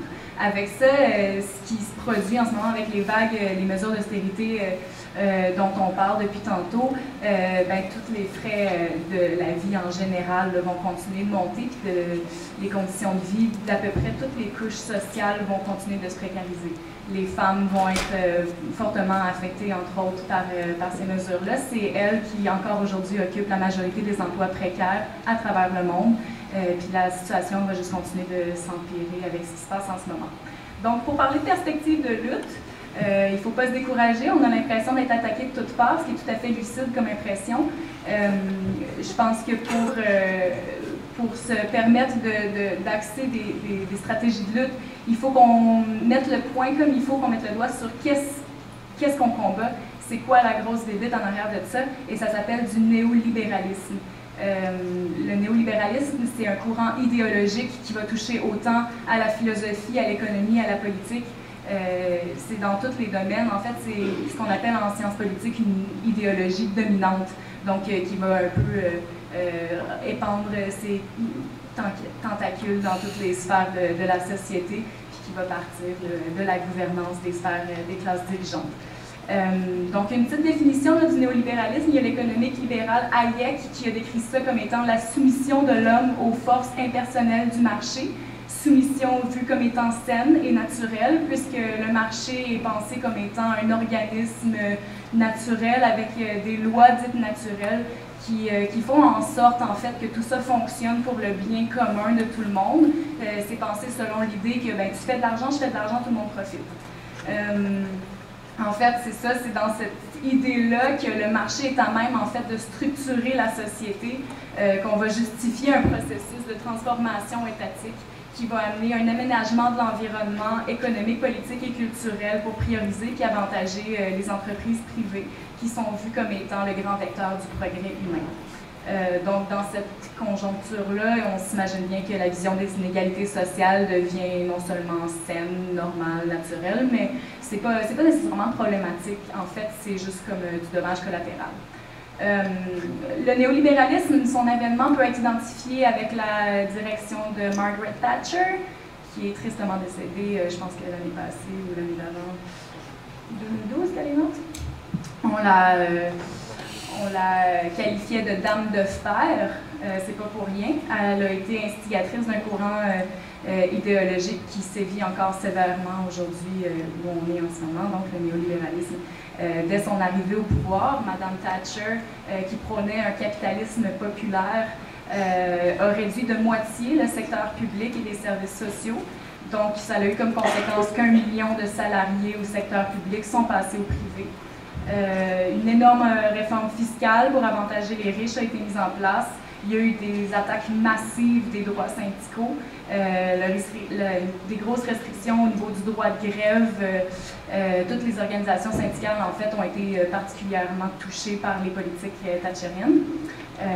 Donc, c'est ça, des énormes compressions dans la majorité des services sociaux, plus particulièrement au niveau du logement, du transport et de la santé.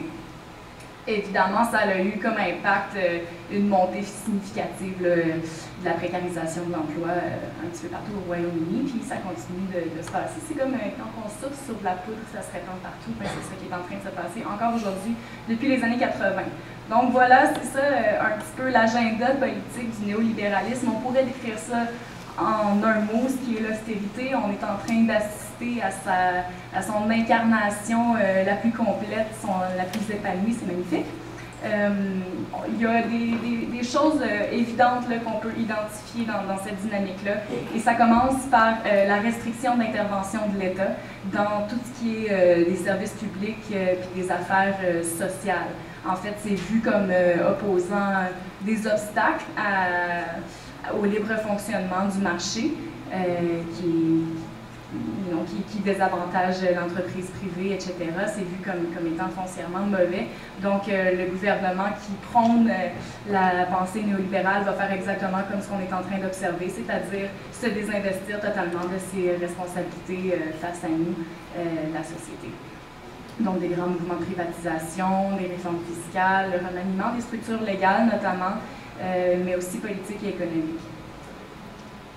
Avec ça, on a l'ouverture aux multinationales, comme en ce moment au niveau fédéral autant que provincial, on accueille à bras ouverts les projets pétroliers et les compagnies multinationales qui n'ont rien à voir avec nous autres et qui vont ramasser l'argent fait sur le dos de nos ressources naturelles à l'extérieur du pays, puis ils vont continuer de contribuer à avantager les plus riches de la planète, tandis qu'on détruit nos conditions de survie humaine, animale, environnementale, végétale, etc.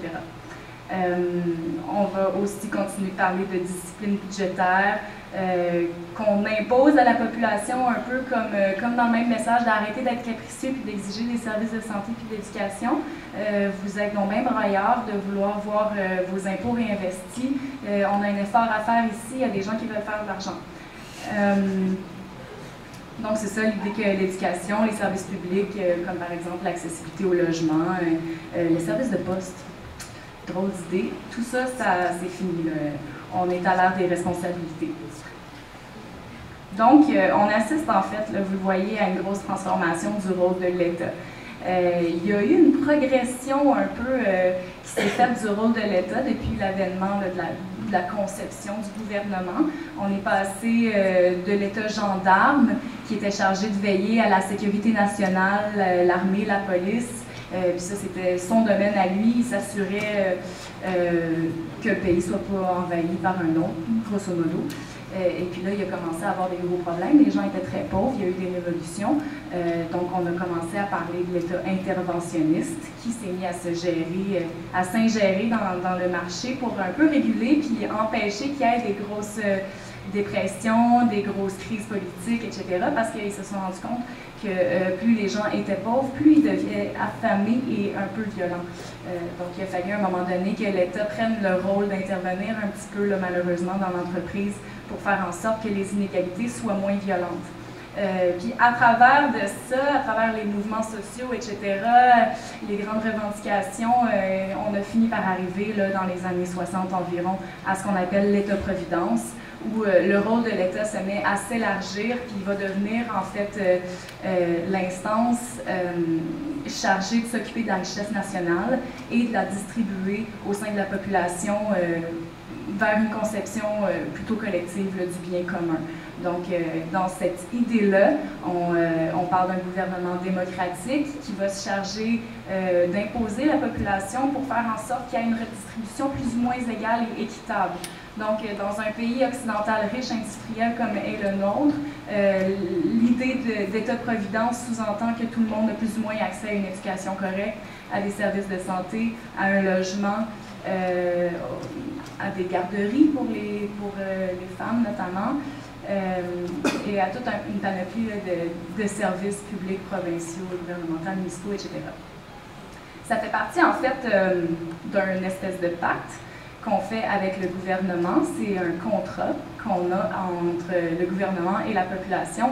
C'est-à-dire que quand, à chaque année, on va faire un X dans un carré, on appelle ça la démocratie, on va élire des gens pour nous représenter puis pour œuvrer pour notre bien commun. Dans cette conception-là de ce qu'est la démocratie, ce qui est tacite, c'est que nous offrons, en fait, nous devons obéissance, reconnaissance et soumission au gouvernement, qui, lui, en échange, se doit de nous protéger et de faire en sorte que les choses passent grosso modo bien pour nous, qu'il y ait une redistribution des richesses qui pourvoit, en fait, à notre bien-être général.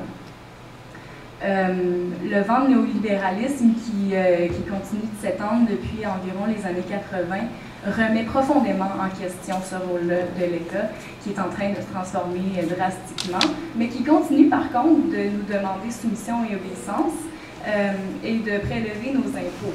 Donc, ce à quoi on assiste, c'est la coopération tacite de la majorité de la population qui fournit à l'État la majorité de ses moyens, n'est-ce pas? C'est notre argent collectif dont il est gérant en ce moment. Puis en contrepartie de ça, on assiste à un État qui avantage de plus en plus l'entreprise privée au détriment du bien collectif. Un exemple flagrant, là, on parle depuis tantôt d'austérité en éducation. Tu as 200 millions de dollars de coupés dans le secteur de l'éducation. Ça, c'est cette année. Là. Ça, c'est 41 millions dans les cégeps, 172 millions dans les universités. Puis en parallèle, on continue de subventionner les collèges et les universités privées. Fait que, voilà, c'est un exemple concret de privatisation des services sociaux qui est payé avec notre argent collectif. Moi, je réfléchis à ça beaucoup, à ma responsabilité face à l'État et la responsabilité de l'État face à moi. Je ne veux rien, c'est une déformation professionnelle, j'étudie en sciences politiques, mais je me pose des grosses questions tant qu'à la légitimité démocratique du gouvernement qui nous dirige en ce moment. Je me demande où s'arrête ma responsabilité de coopération dans une économie qui, personnellement, ne m'avantage pas. Je suis une femme, je viens d'un milieu populaire, je fais mes études toute seule, je suis en train de lourdement m'endetter pour avoir un diplôme, en espérant peut-être un jour faire fructifier cet investissement-là, possibilité qui se réduit drastiquement à chaque seconde en ce moment quand je regarde comment les choses se profilent. Ça, c'est ma situation à moi. Je pense que je suis représentante de beaucoup de gens qui sont dans une situation qui pourrait ressembler à ça. Aussi, il y a des questions qu'on veut soulever tant qu'à la démocratie, à savoir comment ça se fait depuis quelques décennies qu'on a tout le temps l'impression de voter pour le même monde, peu importe c'est quoi le nom du parti. on observe tout le temps les mêmes résultats. Qu'on vote pour le Parti québécois ou le Parti libéral, c'est des politiques puis c'est une idéologie néolibérale qui se retrouve de toute façon à l'agenda. On continue de faire de l'extractivisme à outrance sans consulter la population, en fait, en prenant bien soin d'ignorer les revendications populaires, autant du côté des communautés autochtones que les groupes écologistes, les scientifiques qui se font couper dans leurs recherches. Tous les groupes sociaux sont non seulement ignorés, mais matraqués par la bande. D'ailleurs, pendant les chantiers du rapport de Mers, je voudrais juste souligner que l'AC avait refusé d'assister à la table de concertation. Pourtant, on était bien là, on était dehors en train de se battre avec la police. C'est ça, on continue de voir la même ligne politique, peu importe le parti au pouvoir. Donc, à quel moment est-ce qu'on a le droit de dire que la démocratie est illusoire à ce moment-là? Est-ce qu'on nous donne un bonbon pour qu'on se taise et qu'on laisse les dirigeants faire à leur tête? C'est une question que je lance comme ça. Le gouvernement en place en ce moment est évidemment à blâmer pour la tendance drastique qu'il prend, mais il faut bien comprendre que c'est quelque chose de plus loin qu'il faut contester dans cette lutte-là. C'est une tendance à l'avantage absolu de l'entreprise au détriment des communautés et de la collectivité dont nous faisons partie. Ce qu'on propose comme plan de match, dans les comités printemps 2015 notamment, c'est en réaction à cette dynamique-là qui a tendance à isoler les communautés puis à précariser les gens qui sont déjà dans une situation vulnérable, c'est de prôner la solidarité, les liens sociaux et le rassemblement populaire. On va se le dire, on est dans une conjoncture défavorable parce qu'on est 3 ans après la plus grosse crise, une des plus grosses crises politiques au Canada. Mais il faut se rappeler que la lutte étudiante, d'après moi, ne tournait pas autour de 1625 bidous, mais autour d'idéaux, où est-ce qu'on prônait en fait l'accessibilité aux études, qui est vu ici comme étant le centre névralgique d'une population saine avec un avenir prometteur, où est-ce que l'intellect et la capacité humaine est mise à l'avant. C'est dans un refus d'une soumission à une économie néolibérale qui nous désavantage qu'on est sorti par milliers dans la rue en 2012. Puis si aujourd'hui on est en 2015 et que le contexte est différent, ces idées-là sont toujours là et nous relient toujours. En fait, plus que jamais, on a besoin de tisser des liens entre les différents milieux sociaux pour réaffirmer ensemble qu'est-ce qu'on entend devenir comme société. Est-ce qu'on vise cette soumission à l'État marchand ou est-ce qu'on aimerait un peu progresser vers devant puis faire valoir nos intérêts personnels et collectifs? C'est pour ça que les comités printemps 2015 agissent un peu sur une base d'autogestion. Je parle de la prémisse que les structures étudiantes, syndicales, vont inévitablement emboîter le pas dès le moment où est-ce qu'il va y avoir des mandats de grève qui vont commencer à naître dans les associations étudiantes. Il y a le congrès de l'AC qui arrive le 21-22 février. Puis nous, ce qu'on espère voir arriver, c'est des mandats d'âge de grève qui vont déjà être votés d'ici là pour faire en sorte qu'à l'AC, on se concerte autour d'une table et qu'on fasse « Ah, écoutez, il y a 16, 17, 18 associations étudiantes qui sont mobilisées en solidarité avec le secteur syndical contre les mesures d'austérité pour partir un mouvement ce printemps. » La mobilisation, je vous dirais, est bien en marche. On avait des collègues qui étaient au Saguenay la semaine dernière, les gens applaudissent, ils sont vraiment motivés. Il y a le secteur syndical du côté de l'AC qui est de plus en plus, pas de l'AC, pardon, de la CSN, qui est de plus en plus agité. On parle de grève sociale à Sept-Îles. C'est un appel au mouvement, en fait. Là. On espère voir naître plus de mandats de grève sociale un peu partout dans les syndicats locaux. Je ne sais pas si vous savez, la fin des conventions collectives de milliers de syndicats là, vient à échéance à la fin du mois de mars, ce qui prévoit, selon le Code du travail, une brèche où ce que les gens ont légalement le droit de faire la grève. L'idée derrière les mouvements des printemps 2015, c'est d'allier le secteur étudiant, syndical et populaire vers une grève de soutien puis une grève de solidarité. Oui, avec le corps syndical, mais avec tous les secteurs de la population, parce qu'on conçoit qu'on est tous interreliés dans cette dynamique-là.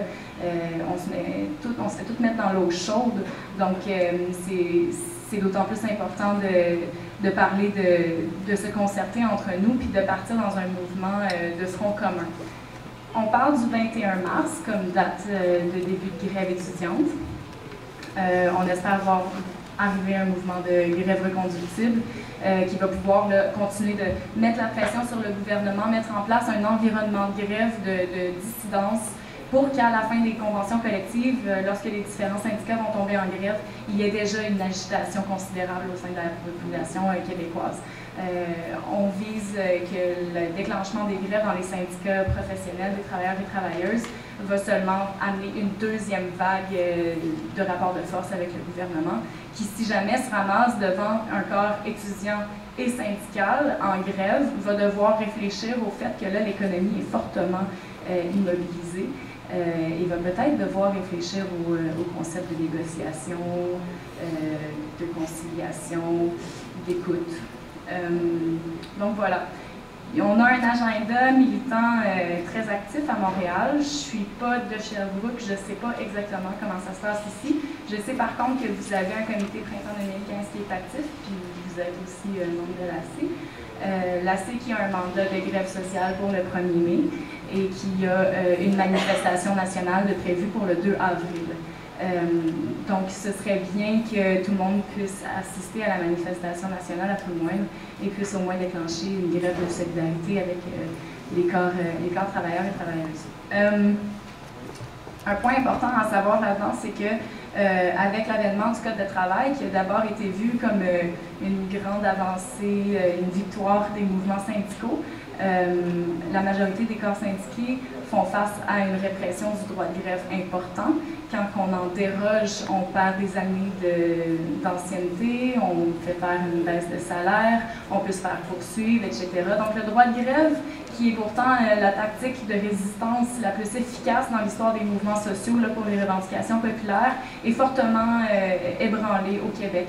Raison de plus pour, en tant qu'étudiante et étudiants, apporter un mouvement de solidarité aux gens qui sont en train de défendre leurs conditions de travail, qui sont aussi par la bande des nôtres, parce que c'est nous qui allons sortir des murs de l'université avec la force puis l'avenir d'investir le fameux marché. Donc c'est ça, à ce moment-là, c'est important de construire une solidarité entre les syndicats et les travailleurs, parce qu'au bout du compte, on fait partie de la même société qui s'en va dans une place un petit peu obscure.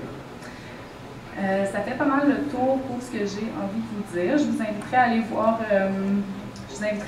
le site printemps2015.org, où est-ce qu'il y a tout un agenda avec les futures manifestations qui s'en viennent. On a aussi des séries d'ateliers, de conférences, d'éducation populaire, etc. Je sais que le site de Printemps de l'Estrie fait une revue de presse quand même intéressante sur tout ce qui se passe à travers le Québec en ce moment, les nouvelles du Front syndical, les étudiants, etc. Aussi le site de l'AC, un plan d'action, puis tout est dans leur PV en fait, des derniers congrès. Il y a la coalition Main Rouge, il y a le site nonohausse.org. Off the top of my head, c'est pas mal ça qui me vient à l'esprit. Donc voilà, je vous remercie d'être présent et présente pour parler de sécurité aujourd'hui, puis j'espère vraiment vous voir tout le monde dans ma vie au printemps.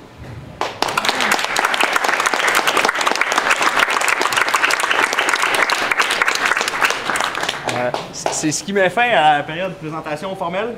Si vous avez des questions, je vous invite à leur poser. Je pense qu'ils sont là pour ça. Par contre, on aurait comme un gros maximum d'un 10-15 minutes pour le moment, mais évidemment, bon, certains des panélistes vont encore être là à la présentation de 18h à 20h. Donc, je vous invite aussi à y être. Alors, si vous avez des questions, évidemment.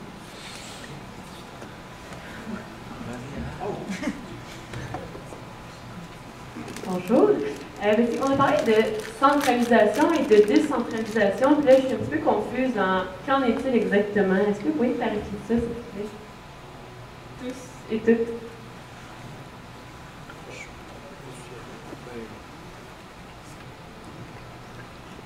OK, bon. OK, ben de ce point de vue-là, je veux dire de quoi, puis si je dis des niaiseries, les gens qui sont infiniment plus intelligents vont pouvoir te le répondre. Mais, parce que je n'en avais pas cette question, que j'ai comme, je rame une réponse rapide là-dessus. OK, les services publics dans l'État-providence sont très centralisés. Ça, on s'entend, Par exemple, un système d'éducation, pareil, il y a le ministère de l'Éducation. Le ministère gère des budgets, gère différentes agences, gère des institutions, donc délègue certaines responsabilités, un comité d'achat, mais c'est très centralisé à travers un appareil étatique important dans lequel beaucoup de fonctionnaires travaillent.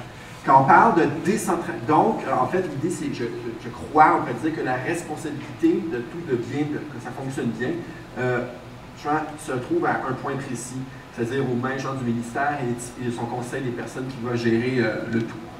On va aller jusqu'à là, je pense. Même chose ici. Quand on parle de décentralisation, le but, c'est de laisser plus de responsabilité et de pouvoir aux agences, aux différentes personnes qui travaillent, aux institutions, que ce soit moins au final les ministères et les hauts fonctionnaires qui décident des grandes directions. Maintenant, ça, on le comprend de manière assez formelle. Par exemple, en santé, on tente toujours d'être plus décentralisé. Puis c'est une bonne chose dans une mesure où, en effet, il y a des réalités différentes dans les régions que, par exemple, Montréal ou Sherbrooke. C'est des centres urbains avec une importante concentration de population, alors que dans les régions, ben là, c'est moins grand. Donc là, il y a des différentes réalités, des différents problèmes ou exigences qu'il faut satisfaire. Et on décentralise, on donne plus de responsabilité à ces agences-là, ces différents groupements-là, c'est ça qu'on essaie de faire. Maintenant, quand on parle de décentralisation dans le spectre de la nouvelle gestion publique, c'est un peu ça qui se passe, mais en fait, c'est différent, c'est qu'on donne des exigences aux différentes agences, puis on dit tu te débrouilles avec. Si tu ne te débrouilles pas avec, le grand Manitou derrière va se réveiller et va sévir. Fait que c'est pas vraiment une décentralisation. En fait, même si ça centralise encore davantage. Mais on nous vend ça comme un gain, alors que c'est tout à fait l'inverse qui se passe. Quelque chose à rajouter là-dessus? Je pense que le portrait général est comme bien tracé. Une des caractéristiques aussi de décentralisation dans le modèle de la nouvelle gestion publique, c'est que, Samuel en a parlé, ça confère énormément de pouvoir à une certaine classe de cadres. Parce que, bon, on a un réseau, puis il y a différentes bornes à ce réseau-là, c'est-à-dire différentes institutions qui sont en réseau. Et puis, donc, ces cadres-là acquièrent un grand pouvoir d'autonomie, de gestion de l'institution, qui en fait, je ne sais pas si on peut dire des petits roitelets, c'est un petit peu, mais ça fait en sorte que ça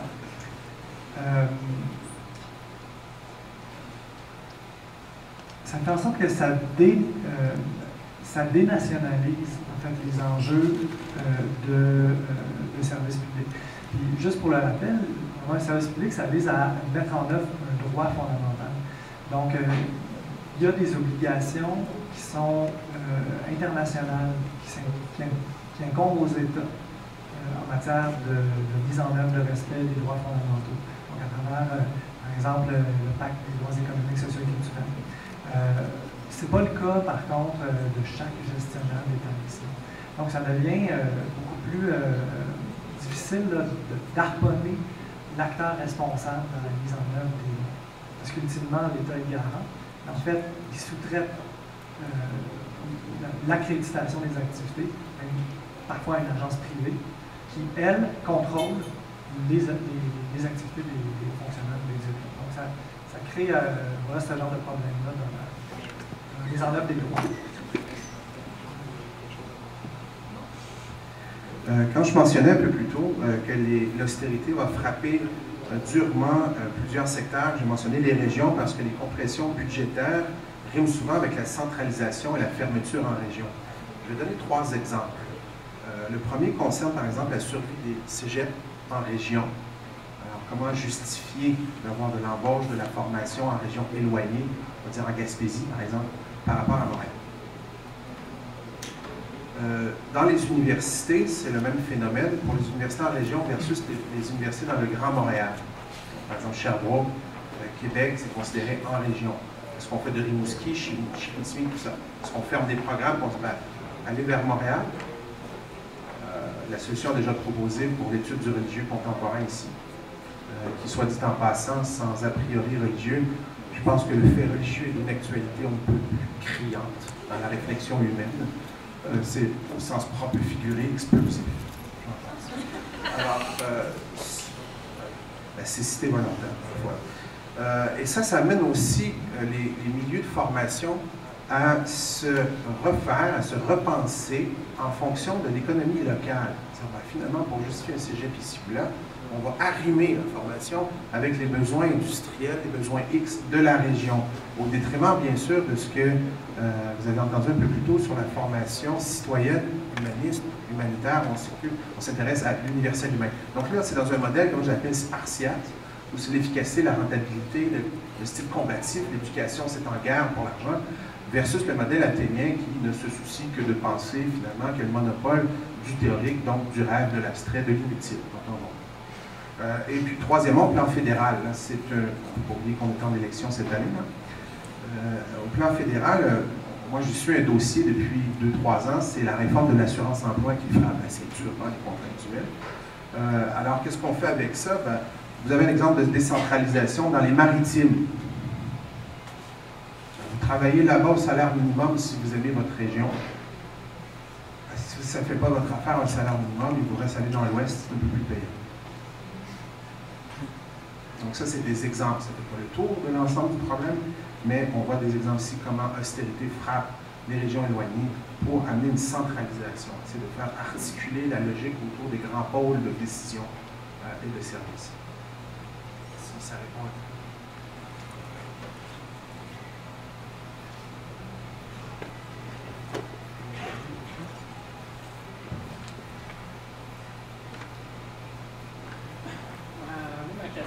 Peut-être un peu large, je vais vous demander la permission si je peux poser une question sur la croissance économique. Parce que ça dépasse, en général, ça dépasse. Je vais poser mon idée un peu, puis j'ai des questions par rapport à ça. Par rapport à la croissance économique, j'essaie de retrouver mon fil. Oui, c'est ça. Tu sais, dans mon idée, c'est qu'il y a quand même une limite, j'imagine, à un certain moment dans la vie, à tout le temps poursuivre cet objectif-là. Puis, c'est peut-être qu'à un moment donné, il fallait penser à, genre, peut-être juste maintenir l'économie, peut-être se concentrer à gérer peut-être les externalités là, de ce qui peut arriver, ou, je sais pas, à repenser un peu à comment on occupe le territoire, comment on exploite nos ressources. Je ne sais pas, eux autres, au gouvernement, je ne sais pas c'est quoi comment ils envisagent ça, eux autres, la croissance économique. J'aurais peut-être besoin de leur définition, eux autres, de c'est quoi la croissance économique. C'est-tu un peu comme un exemple qu'on aurait, ça serait-tu le plan Nord qui était souvent mis de l'avant? Je pense que c'est comme un exemple aussi d'extractivisme, le plan Nord. Je pense que ça profite beaucoup à des compagnies d'extérieur, comme l'entente du PC, qui met à une pièce la tonne dans les ressources minières.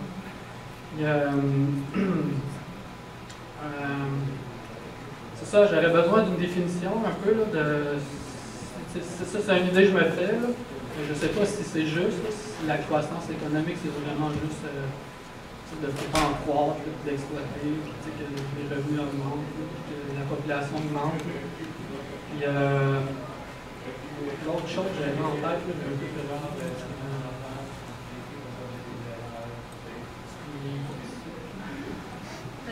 Si je peux me permettre.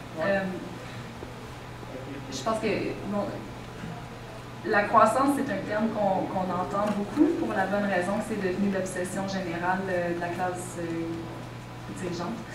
Vous m'excuserez là, si j'ai un dialecte vraiment italien.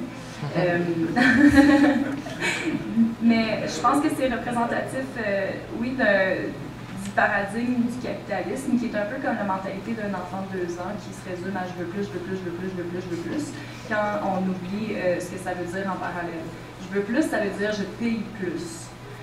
Pour produire plus, on a besoin de production, de moyens de production, puis on a besoin d'exploiter les ressources premières.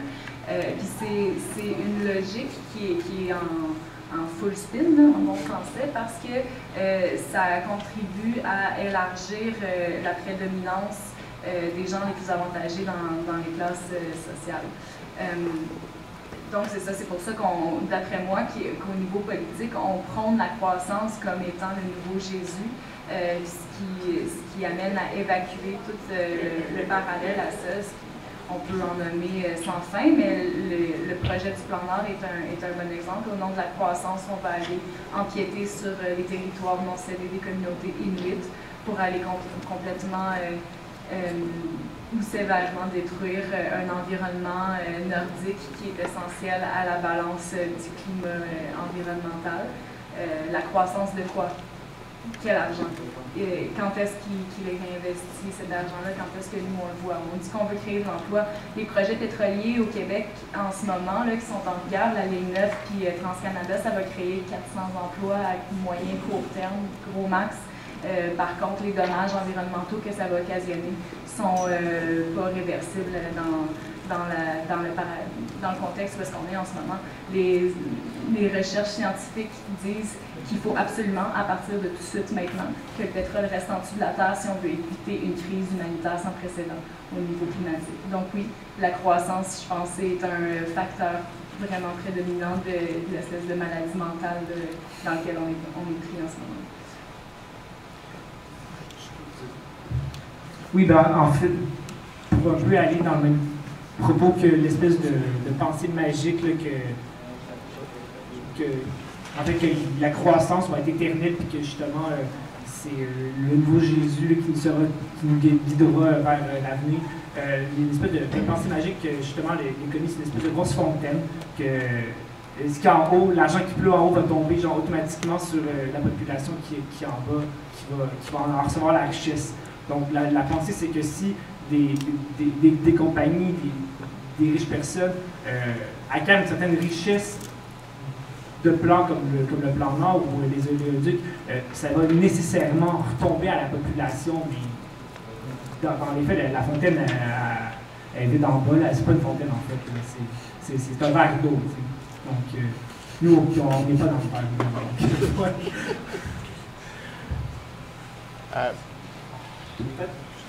J'ajouterais juste un détail. La croissance économique est mesurée en termes de produit intérieur brut. C'est un indicateur qui est extrêmement critiqué. Et puis, il y a beaucoup de gens qui essaient de développer des indicateurs alternatifs. Le produit intérieur brut, c'est la somme de tous les biens qui se vendent sur un territoire et des services qui se vendent. Donc, c'est vraiment ce qui est monial. Est absent du calcul du PIB, tout ce qui est la capacité, justement, de soutenir la Terre. Donc, le don de ressources que fait la Terre au tout départ de la chaîne de production. Ça, c'est pas comptabilisé.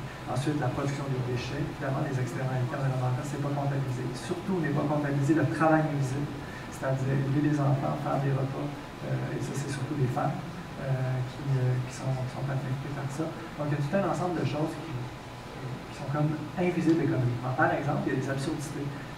Si on crée des armes, qu'on s'en va tuer le plus possible de soldats, je sais pas moi, de l'État islamique, puis qu'on revient, on accroît le PIB. Si on vend plus de taser, on accroît le PIB. Si on vend plus de pétrole, mais que ça a une conséquence environnementale qui coûte encore plus cher, on accroît le PIB. Donc, l'indicateur du PIB est clairement pas l'indicateur de l'accroissement du bien-être. Puis faire cette différence-là, c'est un enjeu de la recherche en économie aujourd'hui. Puis les gens, les politiciens et la population ne sont pas encore rendus être capables de manipuler des indicateurs qui nous donnent vraiment leur juste finalement sur nos véritables objectifs, qui nous permettent d'avoir une vision de l'économie qui n'est pas aussi réductrice que ça. Ma dernière question, c'était plus. C'est pas vraiment une question, je pense que par rapport à la croissance, c'est un peu comme une espèce de moyenne. Là. Quand on entend que tu as fait mention qu'il n'y aura pas de croissance, mais dans le fond, c'est peut-être qu'il va y avoir une croissance, mais pour les globales, mais c'est surtout les grandes compagnies, je ne sais pas, la population générale. Comme stagnant. Si on fait la moyenne de ça, peut-être qu'ils vont dire oui, il y a une croissance, mais au niveau de la population, il n'y a pas vraiment grand-chose qui vont se passer. C'est correct comme point de vue? En fait, tu as les entreprises privées et les multinationales basées au Canada dont les revenus n'arrêtent pas d'augmenter. Puis la ligne du revenu moyen de la population reste exactement la même. Donc, en fait, quand on parle de croissance des inégalités, parce que le mode de redistribution de richesse est complètement défaillant. C'est-à-dire qu'il avantage ceux qui sont en mesure de faire de l'argent, puis continue d'exploiter ceux qui fournissent le capital. Si ça convient à tout le monde, on mettrait fin au premier panel à l'instant pour que bon, le monde ait le temps de manger et tout, vous ayez une pause de toilette et tout ce qui vient avec. Je pense que plusieurs d'entre nous sont fatigués. Pour peut-être développer davantage, j'aime bien vos réponses, j'ai bien aimé ce qu'on a entendu aujourd'hui. Mais pour développer davantage peut-être les idées de croissance, de richesse, etc., on va avoir M. Yannick Marcel, l'économiste indépendant, qui va être là tout à l'heure. Donc je vous invite à revenir, mais n'hésitez pas non plus à prendre le temps pour une pause. Et merci encore, les panélistes. Et merci à vous d'avoir été là. Merci Lessard d'avoir organisé ça. J'essaye. Voilà.